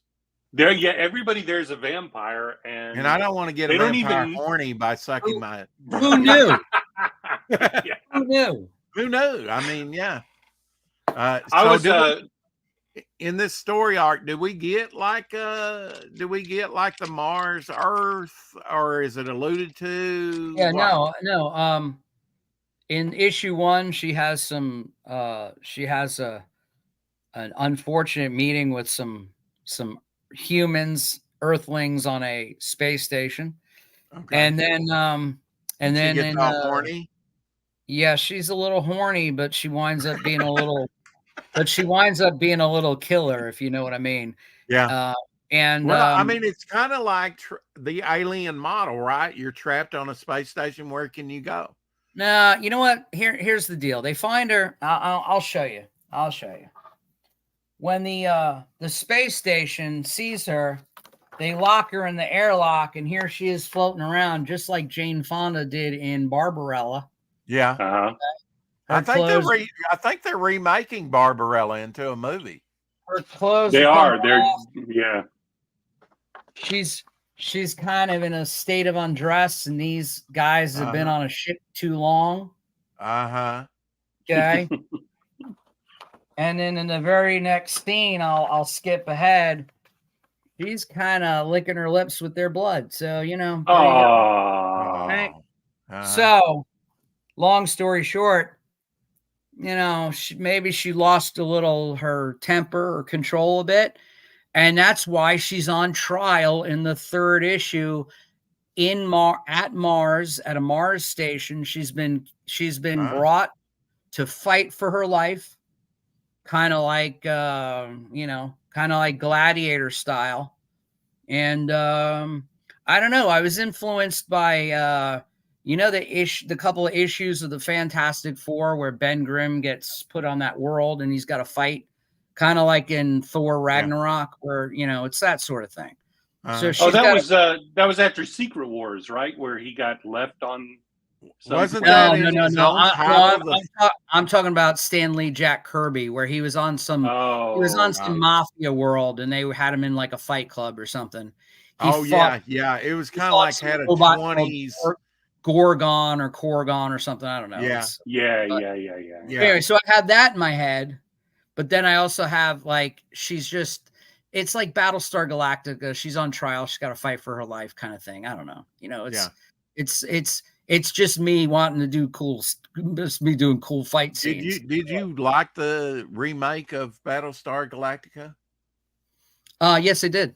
Yeah, I did. It was different, but I enjoyed it. It was epic in scale. Yeah. And I thought, and the conclusion was very, very well done, I thought. So. Oh, really? I'll disagree on there. Two things that Battlestar Galactica did that I didn't like. One, they did that we're jumping ahead a year. You have a show where you're following them almost day to day, and then they pulled this 1 year later thing, which I think threw off the continuity a lot. But I also didn't like it when they suddenly said, well, there's supposed to be 12 models and we hadn't really showed it. So we're the other models just so happen to be people, Yeah. I thought that was a little bit. I like the religious stuff thrown in and the Lucifer and God kind of angle that they were going with there. I kind of liked it. I thought it was different because I think the Glenn A. Larson show didn't really explain anything, and as soon as it ran its course, it was done, So I think Glenn A. Larson saw it as being a Mormon thing. Right. But at least the new series on Sci-Fi or whatever it was on, it at least saw it all the way to the end, Yes. That's what I like. Yeah. I think there was a little bit of that wasn't always planned, but I thought overall the show was really good. But yeah, I mean the Glenn A. Larson, the original Battlestar Galactica was supposed to be a series of TV movies. Right. And they turned it into a TV show when they didn't have material to make a TV show out of it. Right. Yeah. Yeah. So it was, but I don't think they reused footage enough to where it looked, recycled all the time. I thought it held up fairly good, Oh, well, what was it, 1978, 79? So right.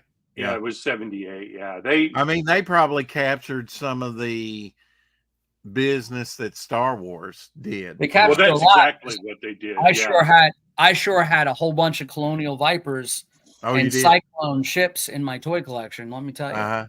Yeah. I shot those little red missiles. Yes, the little red missiles, which apparently killed some kid. Good. But that's called survival of the fittest, Mark. Yeah. But choking. Yeah, no, I do think it would have gone different if they'd been able to keep to doing the TV movies. The show would have lasted. Sure. But I think once they said, look, we're going to turn this into a weekly show and you suddenly have to come up with all these episodes, they didn't know what they were doing. And to the point of the effects, they didn't have any time to do those effects. Right. They didn't have, and they I don't know. With the new launch, I wasn't so sure of the TV to the miniseries. Yeah. But they grabbed me right away with the first episode of the show, because I think it was the first one was either the one where they had to get water or they were jumping. They had to jump every 33 minutes. But there was just something that was a fantastic episode. Yeah, they were just they suddenly put you in a way. It was very visceral. It was coming right after 9/11. So this idea, because that's the thing with the old one that people make fun of, is the human race gets wiped out and they go to a gambling planet and hang out and have fun. But there was a real sense of I don't know. It was I don't remember ever watching a space show where they thought, we're going to run out of water. The political back and forth of the new series was phenomenal with the president and Adama and Adama's son and Starbuck and this colonel and that colonel, and set up a lot of tension. It was a good drama. Take away the sci-fi aspect or the legacy of Battlestar Galactica. That's what I liked about it. I thought it was good television, regardless of what the theme was, you know. Right. And right. the idea that the Cylons didn't know that they were Cylons, you know, was bananas, that whole thing. Because you got to remember, you didn't have any of that in the first show. I mean, you didn't have, No. you know, regenerative Cylons when you get shot in the head, another one wakes up, you know, which is pretty much Jonathan Hickman's X-Men on Krakoa. But you know, that's what it was, and that was a great, in my opinion, unique approach. And what's his name, Balder or whatever, it was that whole Baltar. thing, Baldar, and what's her face, you know, number 6, played by why is her name escapes me right now.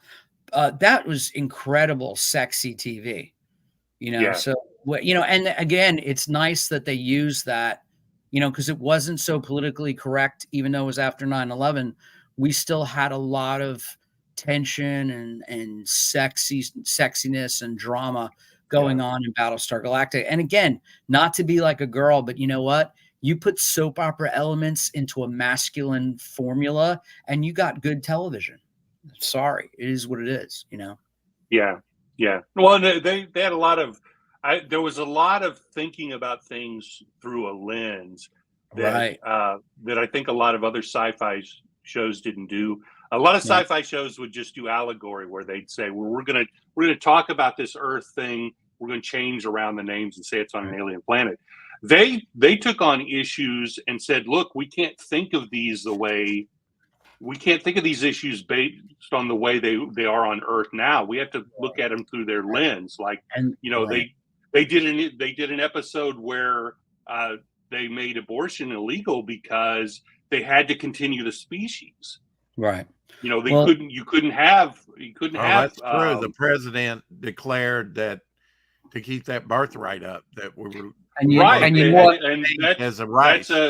They were looking at it through the lens of where they were. You know, like I said with the water thing, that we just really didn't see, because everything always was just you know, thinly veiled allegory. This was, we're in this situation. How do we react to this reality? And to be honest with you, Dr. Mask says a great thing when he says professional wrestling is soap operas for guys, right? In reality, that's what one of the things I loved about Battlestar Galactica, because of its run. There were times where the main characters went from heel to babyface really quick. In other words, in episode 2 of season 3, you love Starbuck, and by episode 4, you think she's the biggest bitch in the world. Or Apollo is really nice in season 1, but you hate him in the next season. You know, so that's the nice thing too, is I think it ran for 7 or 9 seasons or whatever it was. You did really have a change of character where they weren't consistent, and some episodes you hated this guy and some episodes you loved him. And I think that was really what made, you know, like in comparison, I have to say, like Star Trek, which, by the way, I think is an amazing television show for its time. But like, you never like went and hated Captain Kirk for a whole episode. Whereas in Battlestar Galactica, the newer one, you really hated some characters. Like Adama was a prick for a whole season and a half. Yeah. You know? He was. And that's good storytelling. And to be honest. in Amos, you had a great lead character, just like you did with Lauren Green in the original. And you need that strong leadership. He could pull off that gruff exterior, you know. Yeah, he carried the gravitas for the show. If you didn't have that show wouldn't have worked. But bringing Richard Hatch in was just amazing. You know, he was. Yeah, I love that they did that. The thing is, like Star Trek were morality. Well, they couldn't plays, bring so back. They weren't. There was nothing. They killed him off in the original. Come on. There was nothing reality based about Star Trek. Star Trek looked like plays, and they were plays. You know, they're these little morality tales. To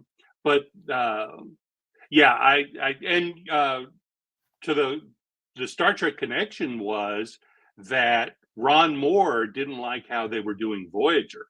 he wanted to do these kind of stories with Voyager, and he basically got pushed aside. So Sure. Voyager was, they're separated from everything, but they're by themselves on a ship. He basically took that to Battlestar Galactica, and these were the ideas that he was thinking about of, hey, Star Trek has all these rules about morality and things like that. I can take this over to Battlestar Galactica, and all that's out the window. Right. We can question everything.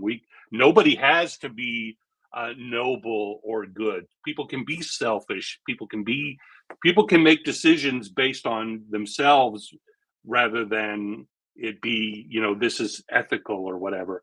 And yeah, there was so much to that show, but I do think at the end, I don't think they stuck the landing. Okay. Well, Yeah. my issue number 3 of Venerella certainly sticks the landing. And what it does, it concludes my 3-part arc, but it also opens up to another issue. So I'm not calling it quits after Venerella 3. The sci-fi fantasy horror tale continues, but it's going to be a different focus. And the Emperor has new clothes, both the villains and the protagonists at the end of Venerella 3. And I look forward to launching Misty America in January. So,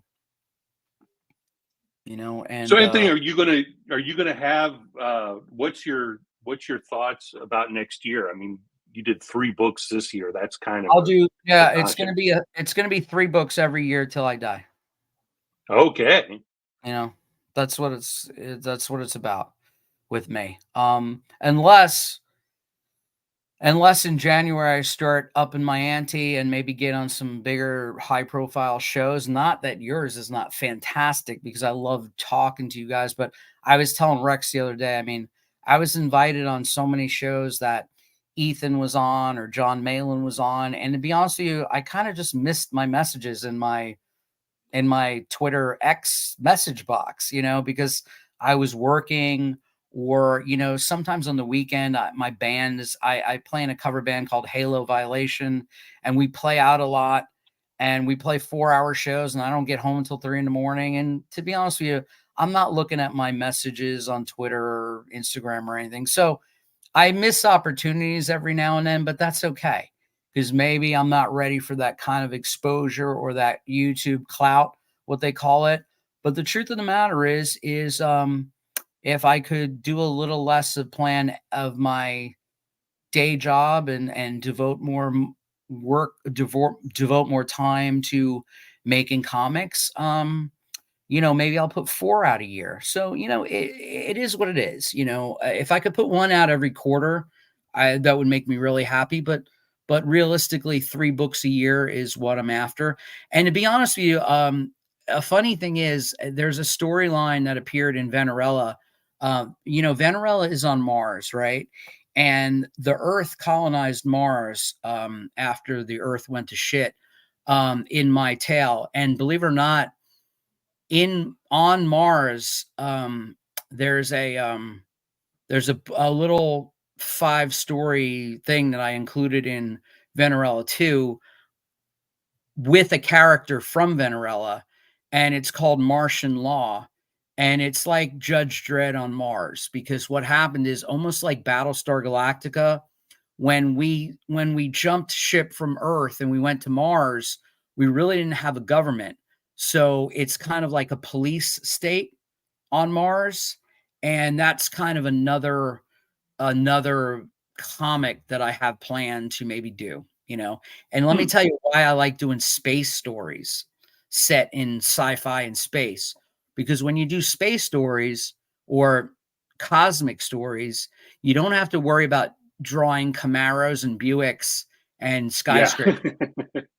You can make your buildings round or square, and your spaceships can look like and when I first did a comic with space, one of my spaceships was modeled after my hair dryer, things like that. So that I like. I like creating my own world. I don't like in Misty America, I have her shooting Lugers and Tommy guns and Uzis and stuff. and I have to unfortunately make those look realistic.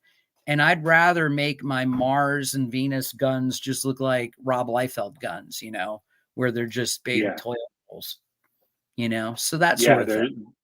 There's a freedom to that too, because you also don't have to explain how things work. Right. And I think that's part of the fun of it, especially if you come up with cool designs, because then it's also, you're not just replicating what exists in reality, you're getting to design everything that. Sure. Yeah, and that I like. So Martian Law is another book concept that I'm working on, which debuted in Venerella, so it's all tied together. It's my Seekiverse. You kind of went retro with the Earth, Mars, Venus. I mean, back in the comics when we didn't know the makeup of the planets and things like that, right? The satellites going by and taking pictures of the planets and the chemical makeup of, it's a methane atmosphere or this or that. You used to see like Flash Gordon, go to Venus or Jupiter. Why did you keep it in our solar system? And, Well, because I wanted it to revolve around a war between Earth, Mars, and Venus, and that's kind of Venerella's mom, who was the warrior queen. She was killed in the war, and she was killed by the Earth, the human forces. So that's where that's about. So I wanted her lust for revenge to be based around her family members that were killed. Does this have Yeah, go ahead, Mark. I was just going to ask, so is there a specific, is this just in the far-flung future, or is this a certain Earth year? No, it's in the 2400s or whatever. Yeah, it's not. Okay. It's not our time. It's, 200 years from now. But now her race with lust, I guess they have a lust for blood, or maybe they don't. I don't know, but would be kind of a. They do, but her moral compass is a little skewed because of the trauma that she's experienced. Right. And also, it starts off where she's very entitled. She's like the daughter on Dallas or Dynasty. You know what I mean? Now, is Mars just an extension of Earth? Yes, it is. Mars colonized it? Yeah, we colonized Mars because that's what we're probably going to realistically do in the next 20 years. So if Elon has his way, I just figured that would be the logical place. Well, I don't even think Elon can pull it off in the next 20 years. But maybe... No, I don't either. But, after I saw the Matt Damon movie and stuff, I'm like, yeah, Mars seems logical. And also climate-wise, it's the closest to us. So, right. And Venus, by the way, when you look up scientific logs and books, not that anyone really knows, but they said Venus kind of probably thousands or millions of years ago had a climate like ours, but then it got too hot and went to shit. So yeah. And I talked about that. And really Venerella's race is a threat to all humanity, isn't it? Of course, yeah, and that's why they're downtrodden. They're under Mars's thumb right now, and that's part of her angst too. And a lot of her race was wiped out in a war already when the story starts. So in issue 3 here, will we get a conclusion, satisfactory conclusion, and then maybe an extension into another storyline arc? Oh yeah, definitely. Definitely. When you see the last page of Venerella, it opens up a whole new chapter. So jump off for a 4th issue. Oh yeah, no, I plan on doing this character for a long time. And we talked about your possibilities of doing like trade paperback collected edition for the first 3 issues. Is that how big a chance is that? I think I'll probably wait till I get to 6 issues to do that, honestly. But I do have another book called Oh My God, which, like I told you, because that's kind of the sweet spot, isn't it? Like 6 issues, Yeah. Usually make it, about the size of a trade paperback. Yeah. Mhm. I don't want to double dip too much. And what'll happen is if I do a 6-issue trade paperback, maybe I'll have a new story in the end, How do you create new Oh, okay. characters, Anthony? How do I create new characters? I just kind of draw and like, use your imagination?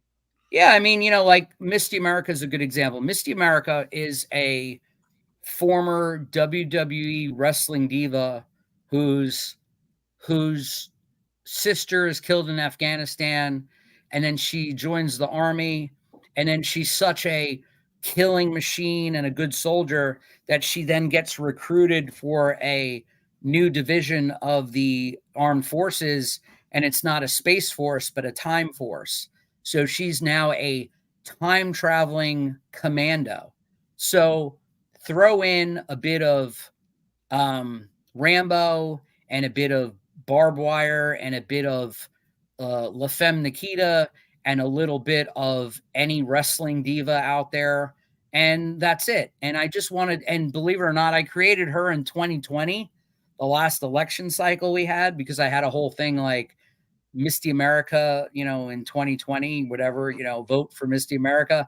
I was just trying to do a patriotic character, like a Captain America, or like a where was it? I just had it. Yeah, Don't encourage Rex. Like a fighting American, kind of like that sort of. I wanted a character like that, and really, and honestly, I just wanted a character who has big blonde hair, big boobs, and carries big guns. You're shameless, Anthony. I mean, and wait a minute, female. And wait a minute. And well, I told you I like the bad girl 90s thing. So I wanted to draw just a patriotic character whose only costume requisites is a cowboy hat and a star-spangled bikini top. And the truth of the matter is, I was also influenced that by a character in Dead or Alive, the video game and movie.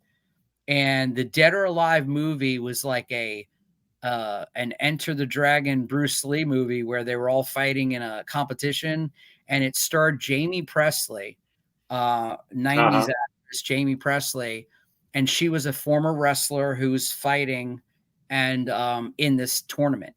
And she had a Southern accent, and she was a badass, and she wore a cowboy hat and a star-spangled bikini.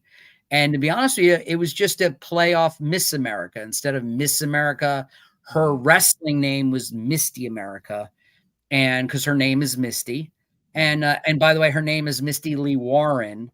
And I had a little nod to Warren Comics, which was the Vampirella publisher and all that stuff. So, I mean, everything is a cycle with me. And again, I do female protagonists because I like drawing the female form. But my comics, to anybody watching, have a lot of muscle guys in it too. It's just I'm not promoting them on the cover, Yeah. But there's a lot of muscle guys with bulges in their pants and bulges in their shirts, but I'm not, showing that on my cover art. So yeah. I was going to ask, I don't even know how you would approach this nowadays, but have you been tempted to just do flat out adult material? Is that only as commission? So if you DM me and you say, "Hey, I want a picture of Vampirella, stroking off this guy or that guy in a 11x17," I would do that, but not for my comics. And I thought the idea of being a little risque more than I am now. But the truth to be told is I don't want to have a printing problem. The printer I use might not like that, so.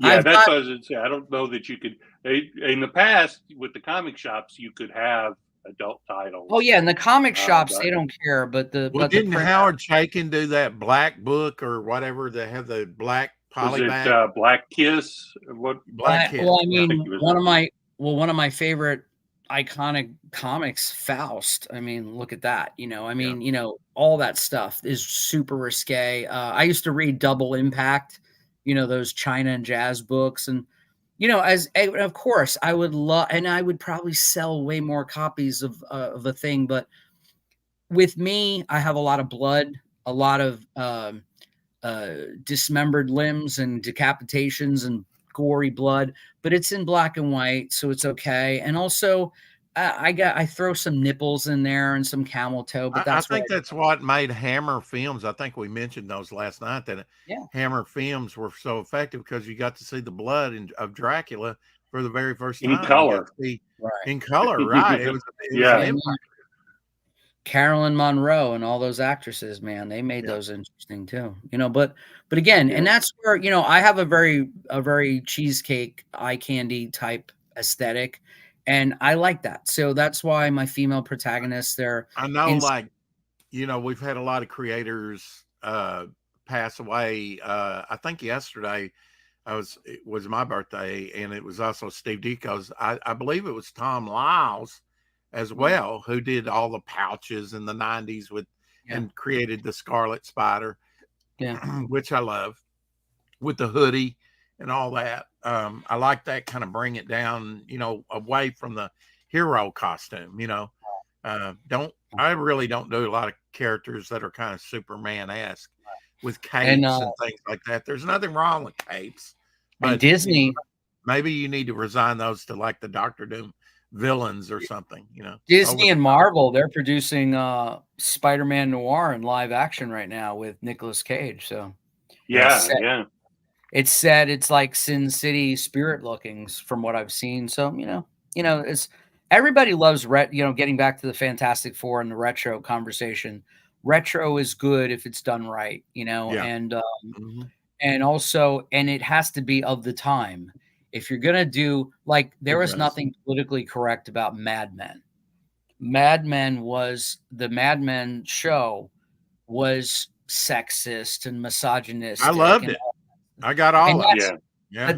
But that's what it was like back then. You can't change history, even if you deem it, well, that was not right back then. Who cares? You shouldn't cut. You're going to get in trouble if you say those damn dirty Japs or something like that. But during World War II, that was more than acceptable. Well, let me tell you something. In my first issue of Misty America, she's fighting some terrorists, and she comes out and calls them goat fuckers and other slang words for terrorists at the time. But that's not me saying it. It's my character saying it. It's like when you watch a Tarantino movie and they're using the N-word. It's not us saying it or the audience or even the director. It's the character saying it because it's of a different time period.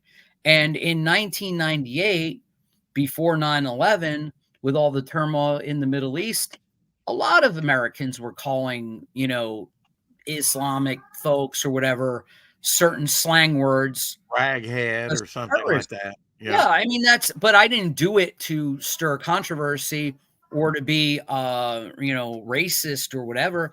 I did it because that's what my character's going through at the time, and I think that's important to represent if you're doing a show or a comic or a TV or a movie in 1966, it has to feel like it's 1966, Yeah.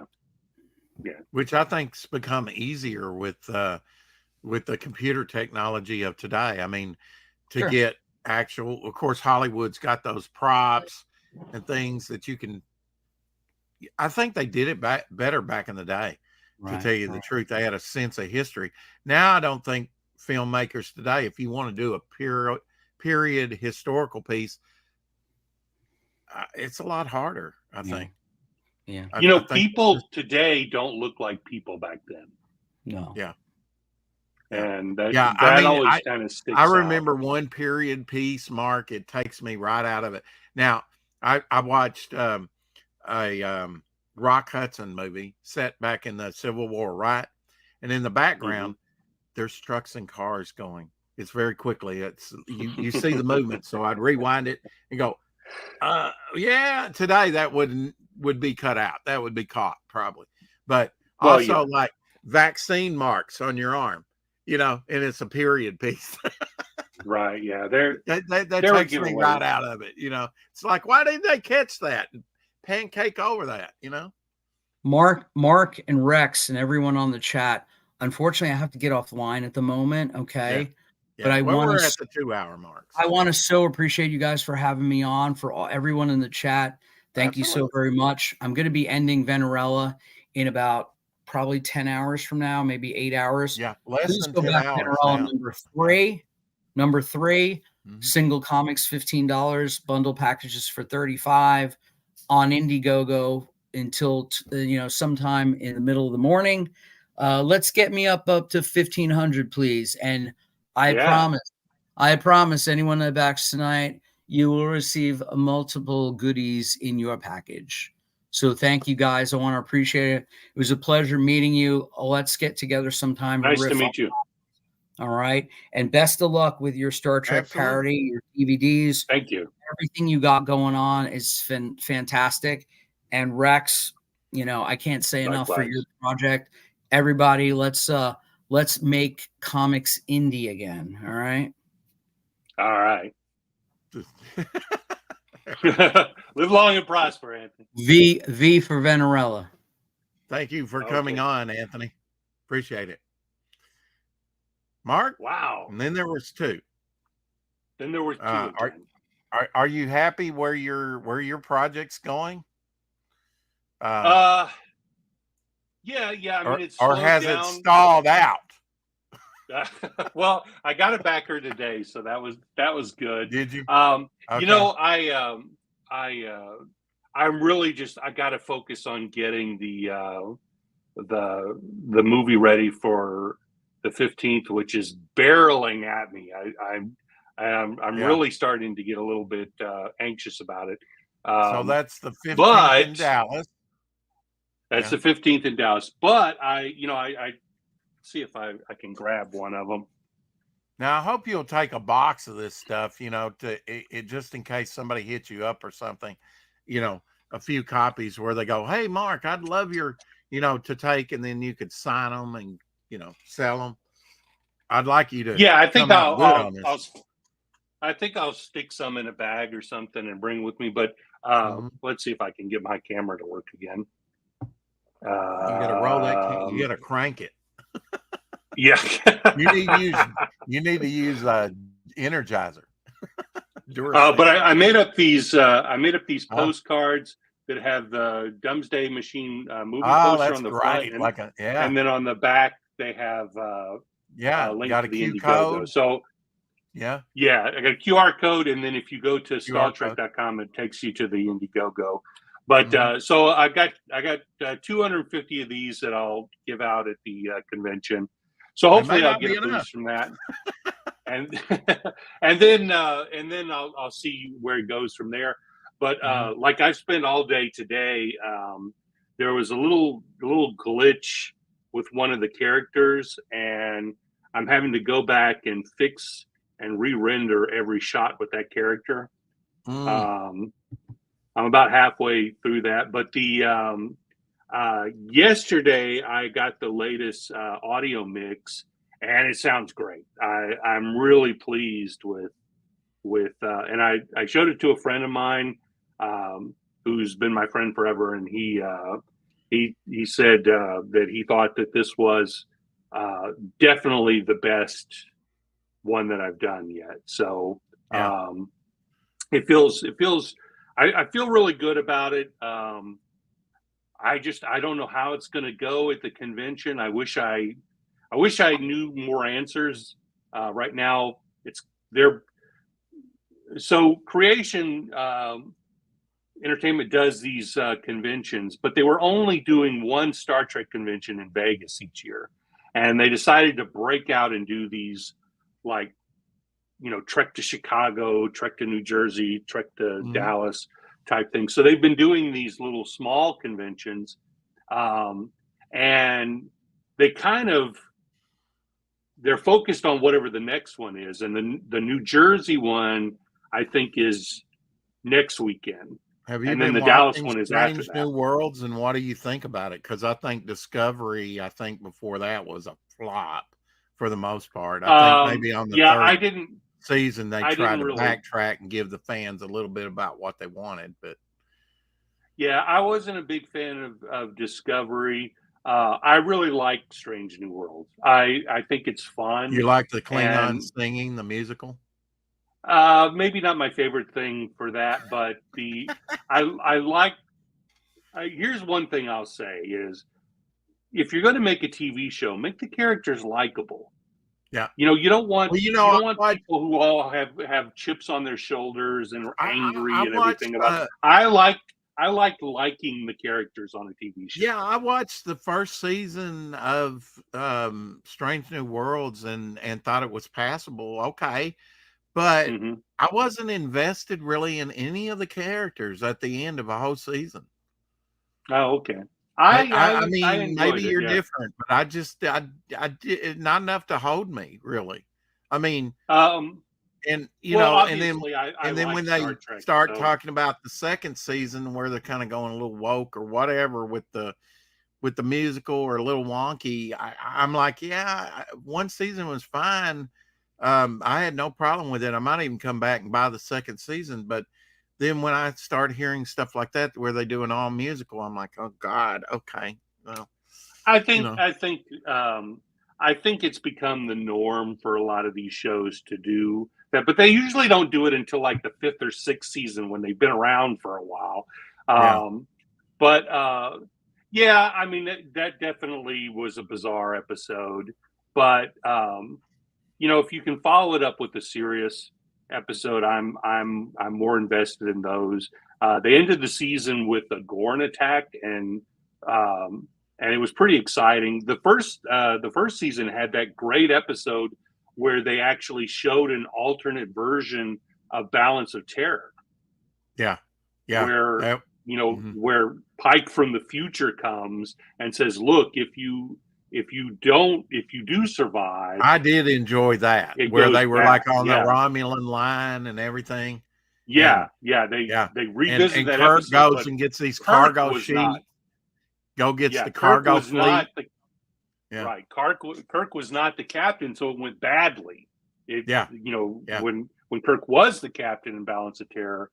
I think it's interesting what they're doing. I do think all these shows are written by committee, which I don't think makes them quite as good. I think you get less musical episodes if you don't have 20 people in a room pitching ideas. I think if you have a voice where people are individually writing the episodes and selling you on that story rather than season arcs or stuff like that, I think you get better Star Trek. But no, I mean, at least it's not doom and gloom. And although I don't think it fits into the continuity of the 60s show or even the other shows, it's a take on Star Trek. It's Star Trek now. And I appreciate things, you look at the sets of the Enterprise, and there are nods to some of the 60s sets, and so I get a kick out of it. I don't watch it with the same enthusiasm that I watched the other Star Trek shows, but that we live in a different time, and these are not aimed at me. They're not making these shows trying to get in as many 50-year-olds as they can. Who would they're you trying say to they're aimed at? Who would you say they're aimed at? 18 to 24. Everything is aimed at 18 to 24. That's the demographic you want. Okay. We haven't been part of that demographic since last century, since last millennium. We're past the target audience. Maybe so. Maybe so. But I enjoy it. I'll show you. I was trying to see if I had anything. I haven't really gotten a lot lately. I've been adding to my pile of books that I get to read once all this is over with. I picked up this book. It's called Page Turners. It's written by Pat Mills. the Yeah. English author from 2000 AD, and it's how to write iconic stories from the creator of 2000 AD. That's interesting. So it's not Oh, a very wow, that's big a thick volume. Mhm. Well, not super thick, Yeah, but but it's not a floppy. no, it's a small book. But Mhm. then I picked up a couple of art books. I picked up the art of Oh, Shane Glines in color. uh-huh, Um, uh-huh. and that's a fun book. I can't flip through this one because Salaciousness. salaciousness, but I also got in the same vein this Innocence and Seduction: The Art of Dan DeCarlo. You know, Oh, yeah, he did a the lot of Archie work, artist. for Archie, didn't he? Yeah, he also he worked a lot for Atlas Timely, doing like Millie the Model Yeah, and those yeah. kind of things back in the day.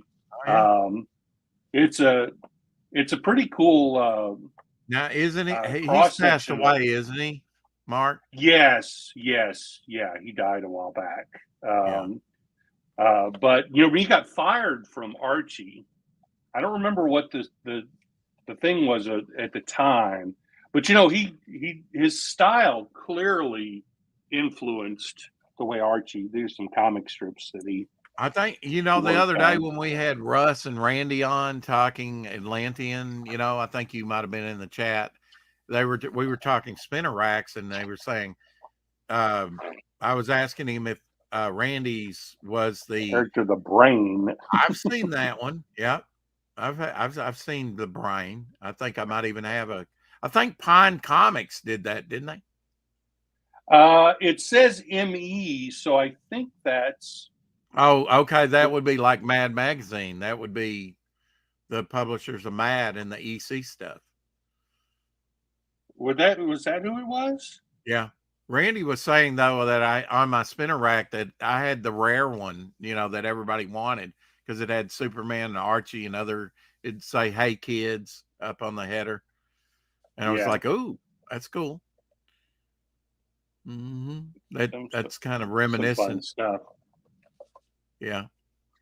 Yeah, kind Going of to like a add the sad art of stack or Dan something. DeCarlo to my Christmas list, Dr. Mass says.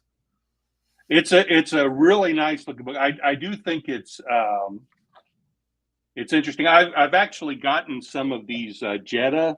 I bought a Mm-hmm. hardcover that Yeah. it's kind of Archie comics in the future. And there's a guy who's been putting out new. He's got an Indiegogo, and I think he Mm-hmm. may be on Fund My Comic too, doing a miniseries of Jetta.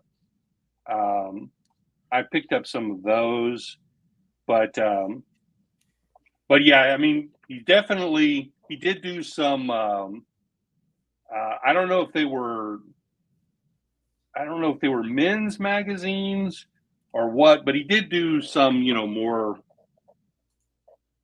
Oh yeah. salacious stuff. Mm-hmm. Not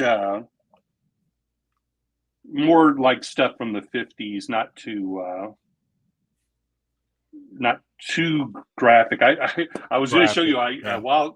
Yeah. Recently I picked up the erotic art of Wally Wood. I can't even Oh show you yeah. the cover. Oh yeah.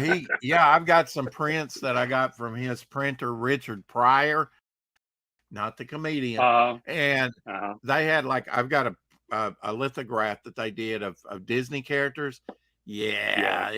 To be honest, I was disappointed. I was disappointed by the book because, first of all, it was filthy, and secondly, it looks like he didn't spend a lot of time on it. Obviously, these weren't things that he was making, being paid a lot to do. I'm sure he was just doing it to pay bills. But Yeah. Well, and then I mean, now that you mentioned Wally Wood committed suicide on November 2nd, 1981, I believe. Yeah. Yeah, I think it was 81 or 82. Yeah. Yeah, on my birthday. So, wow. Yeah. Well, that's and Steve Ditko's birthday. present. And we did birthdays yesterday. The girl from Uncle, and from Heart to Heart, it was her Stephanie Powers. I just watched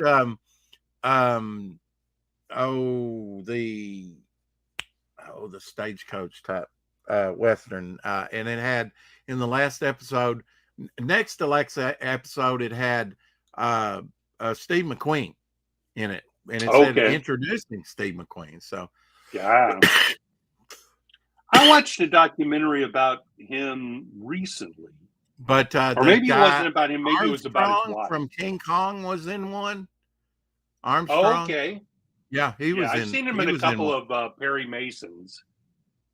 Oh, was he? He showed up in a couple of Perry Masons. Yeah, some of this Western, I think it might have started out in the mid 50s and ran to the to the early 60s. So that would have been that time period, where Armstrong was an older actor and Steve McQueen was just being introduced, and the guy from Petticoat Junction. The old guy. The old guy, yeah, the overweight. Yeah, he's played bad guy in a couple of those episodes, reoccur in a row there. Yeah. So that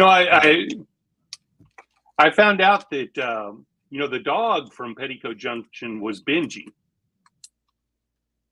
Oh yeah, it was really. And and when they made that Benji movie, he was in it. He got reunited with his dog. Oh wow. But I actually found out that they filmed that in two cities close to me, Denton and McKinney in Texas. They use those for the locations for the original Benji movie. I went to see all those Benji movies. Yeah, I think it was that guy's from Petticoat Junction's last role, but he got to be with his dog one last time, and he said the dog remembered him. It was like Tales of Wells Fargo, I think, with Dale. What's his name? Very good series that I've been watching. And it did go to color. Heard that. The final season, I know, was in color. Never heard. So it must have made it into the 60s then. Yeah, it was early 60s. Yeah. Okay. Yeah, might have ran up to the mid 60s. I'm not sure. Yeah, I would think so if it got to color, because really they didn't start doing color until like 65, That's 66. true, but I have seen some examples of some early color from the early 60s. Sometimes they did film it in color. They couldn't show it in color that much. They weren't that. Mm-hmm. A lot of places didn't have color television stations, even if you had them in New York. Well, up to the early 70s, there were a lot of people that didn't have you were lucky if you had a television, much less had color TV. But right. I don't recall having watching anything on a black and white television, but I was born in 68. So, and it was funny. My first memory of seeing anything on television, because when I was like 2, we moved to Germany and lived there for 4 years. My dad was on a military base, or? Yeah. My dad was. We were on Ramstein Air Force Base, and my dad was working for the Air Force, a part of the Apollo missions. And so I think we were there from 69 to 73. I believe that's right. But anyways, I remember seeing part of an episode of the old Marvel superheroes, one of the Thor episodes. I vividly remember seeing the Rainbow Bridge and Mighty Thor. Thunder, Mighty Thor. Yeah. And one of my earliest comics that I still have is a Thor comic, and I'm sure that I got it because I must have recognized that guy from that thing, because we didn't watch much television because it was armed forces television. Well, I made the connection that really, in the early 90s when they started coming out with the 66 Marvel, the Spider-Man, and all the cartoons for the first time on something you could take home and at least rent, right? And I was like, wow, I you kind of go on with your life and you remember these things, but it takes that prompting to remember, Herculoid, Space Ghost, right. I like that on Cartoon Network and things like that. But it's like, yeah, man, when you get to looking at it, I like this. I had superheroes all over in my life before I ever picked up a comic book. Yeah. At Theater of the Dragon, I was there in 1969 to 1973, so way before the wall came down. We were there during the 72 Olympics when they had that went down. Yeah. Yeah. Munich, In fact, shooting. somewhere I have, we went there after the Olympics. So we weren't there during, the Olympics happened while we were there, but we actually visited the location of the Olympics. And somewhere I have a little green pillow that was a souvenir from the Munich Olympics, and it has like some kind of Olympic thing on the front with the circles, maybe being held by some kind of eagle or something, and on the back it had the calendar for 1972. Wow. No, we weren't good schoolmates, unfortunately. I went to kindergarten there. That was all. By the time, well, yeah, but it was actually some kind of preschool. When I came back to the States in '73, I went to kindergarten on an Air Force base. So, but I do remember there was some like little school that I went to. I very, I guess in '73 I would have been 5. So I have some very small memories of living in Germany, but not a lot. I was really young at the time. But yeah, so when I came back to the States, that was when suddenly I discovered television. And that was like, holy moly, there was all kinds of stuff. I don't recall that they had any kind of a mural or anything. Were you on Ramstein? I want to say that the school may have been off base. We had my parents were young at the time and had German friends, and I know did they have a school bus, or did somebody from the base or your parents had to take you to school? I'm sure Mom took me. I don't think it was even an all day thing kind of thing. It was okay. So you were there, but yeah, my memories of it are very limited. Because you were late so 60s, young. early 70s. I was just so young. My mom always says things like, "Oh, well, you were on the Eiffel Tower." Yeah, but Mom, if I'm 2, I don't remember being on the Eiffel Tower. When you discovered television, was it black and white or was it in color? It was color. It was always color for me. I did know people. I mean, I saw a lot of black and white TVs, but we had a color television. And the big thing I remember was coming back, and I think we've talked about this before because last year, it was 50 years ago. I remember seeing one of those previews of what Saturday morning cartoons were coming up. And it was the year that Super Friends came out, and they had Batman and Superman, and there was a show, Goober and the Ghost Chasers, with an invisible dog. And I have vivid memories of seeing that special. And on YouTube, I found part of it. And it was wild to think of, so I could find out what day that was on. And it was the first like TV show thing that I could say, that's something I did 50 years ago. To a date, which is wild to think about. But no, Captain Kangaroo, Sesame Street, all the Saturday morning cartoons. I wanted nothing else but to watch television. And I remember in the first grade, we would come home and they would show the old Mickey Mouse Club, which was in black and white. And then they would show Star Trek, and they would show Daniel Boone. And every afternoon after school, that was the shows we watched. And I think, for me, that's why I have such an affinity for a lot of those late 60s things, is they were in syndication when I was a kid.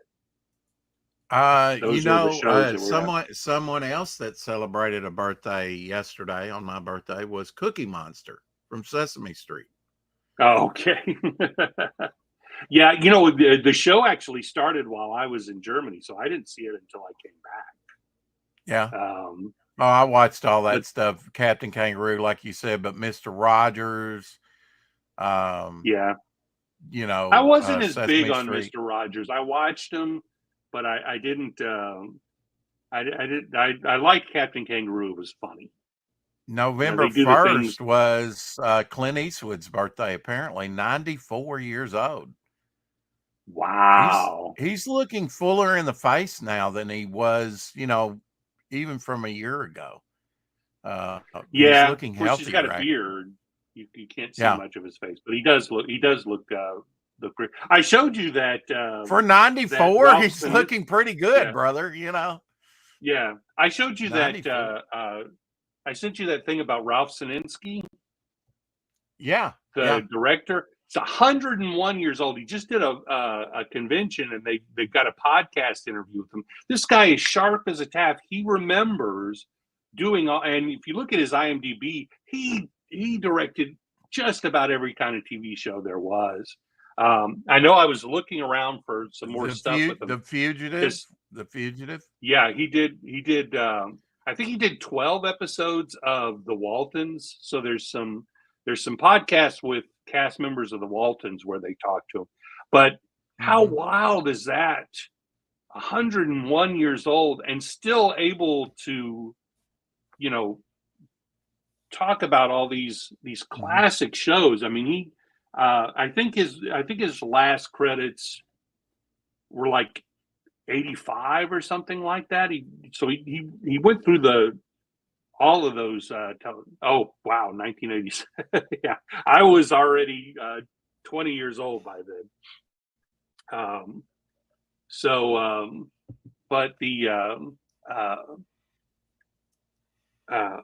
But yeah, that was just fascinating to have somebody.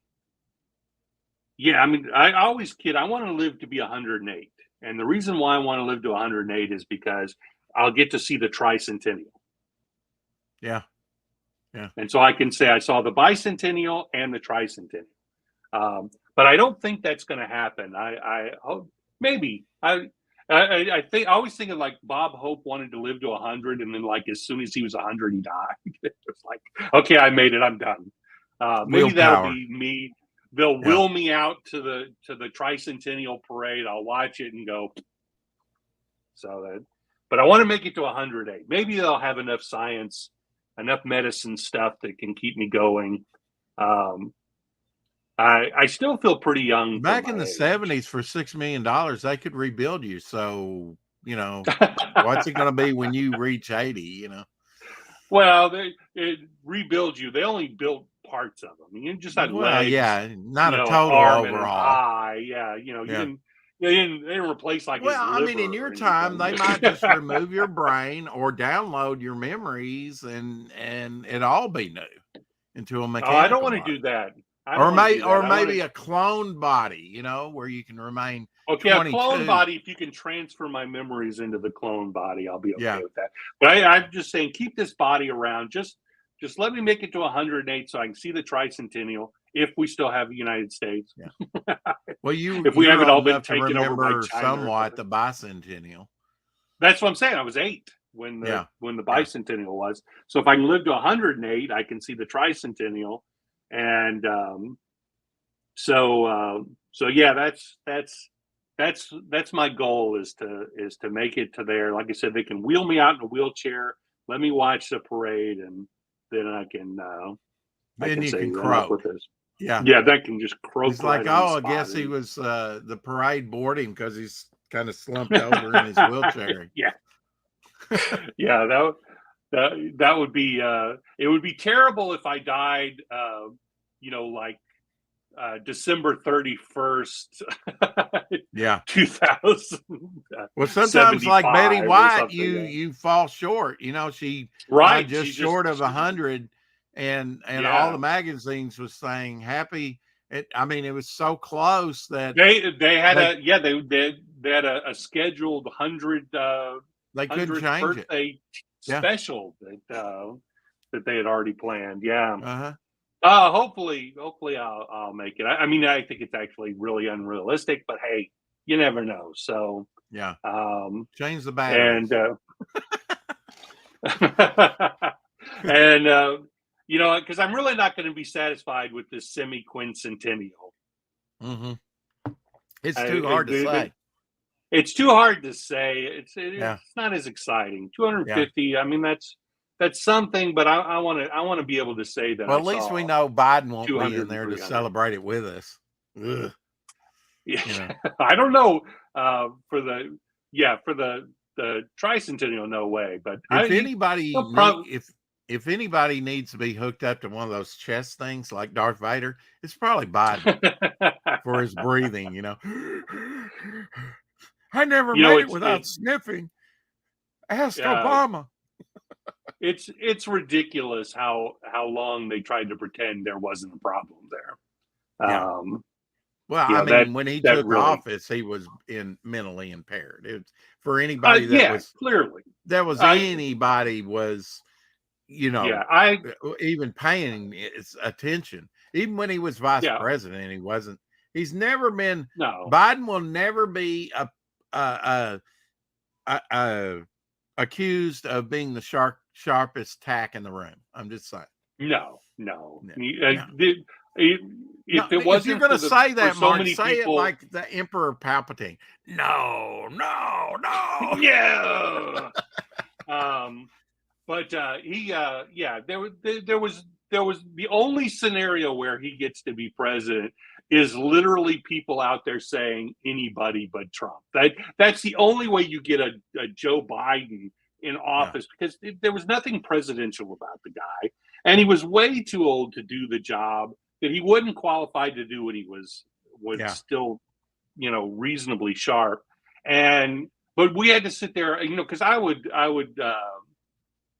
don't like watching the news. I would rather get it raw. So I would go like, you know, on YouTube, there's like a White House channel, and you can watch these events live. Uh-huh. So you can watch how clearly out of it he is. Yeah. You know, but then they would edit it to where, you know, for this amount of time he seemed like he knew what he was talking about. Yeah. And then they would show that. But it was ridiculous. I remember having a fight with my mom about it. You know, she was like, "Oh, he's." I said, "No. If you watch this guy, he doesn't know what's going on half the time. He's confused." Mm-hmm. They had to buy him. He wears these ridiculous shoes that are really wide at the bottom, because it's that way he's less likely to fall over. Because they were having a problem with him falling all the time. So they had to buy him these ridiculous, make him these shoes that are like snowshoes on the bottom, so that he wouldn't fall over. It's like how they continued to push that was just crazy. Absolutely. You know, people are just. It's all right to tune out. You can tune a lot out, folks, but be informed. And you know,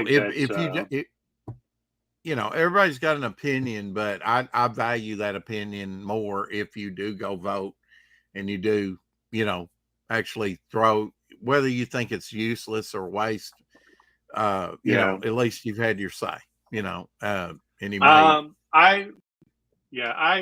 think that way. I'm going to vote this time mostly because the city council is trying to give themselves ridiculous raises, and I want to go vote against that. Yeah, I mean, local and state are about all we have. Yeah, those are what we have a say in. I mean, the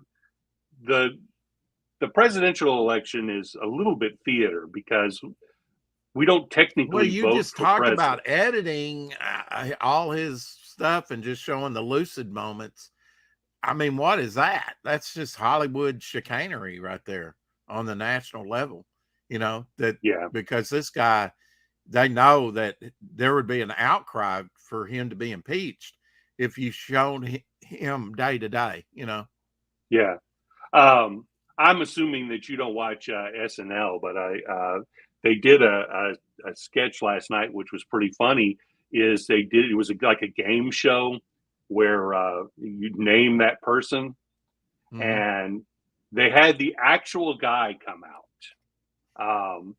who ran as the vice president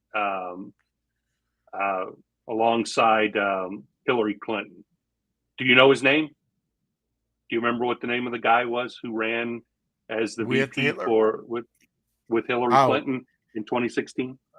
no, I don't know his name, but he was horrendous, just like this pick this Right, year. but that's the point. That was only less than 8 years ago, Yeah. and nobody remembers who this guy is. And Well, I mean, I know he was a douchebag, I know that much, and it's like, yeah, I didn't think she was but going to win anyway. well, the way they did it is this guy who was the contestant was one of these pompous, um, this is the most important election ever kind of left winger kind of guy.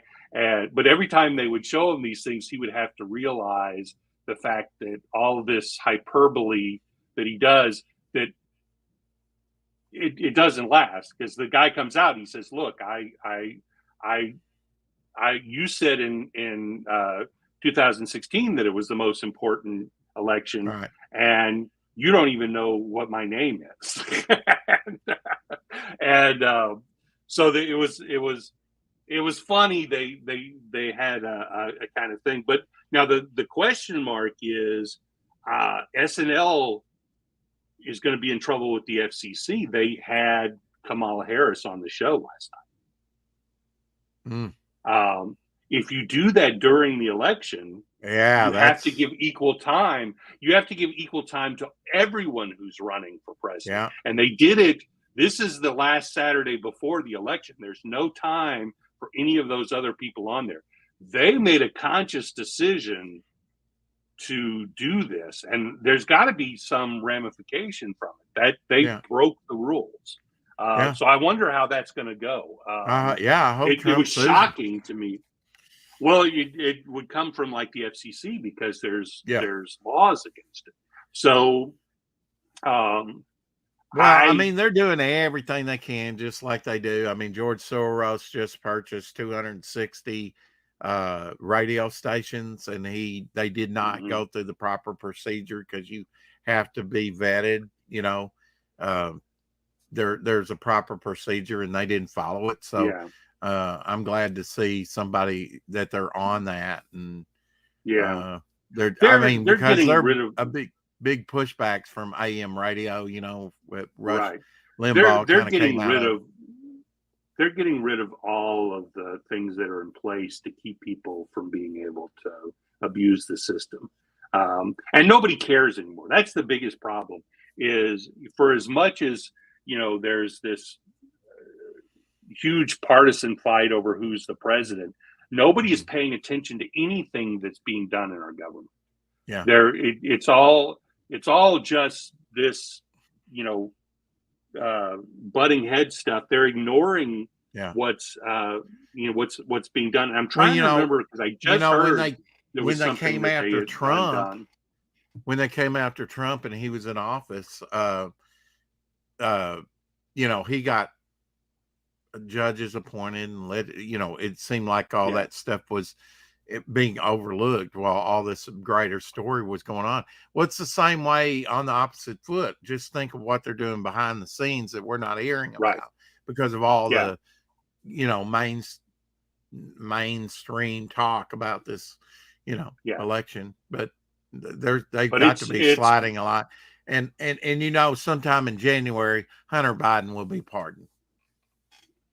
Oh yeah, I can't imagine that he wouldn't do that. I mean, he might even be pardoned with a bonus. Here, take some money. There's virtually no reason for him not to do it. I think if he had continued to run and been elected, maybe that would have been hard for him to do. But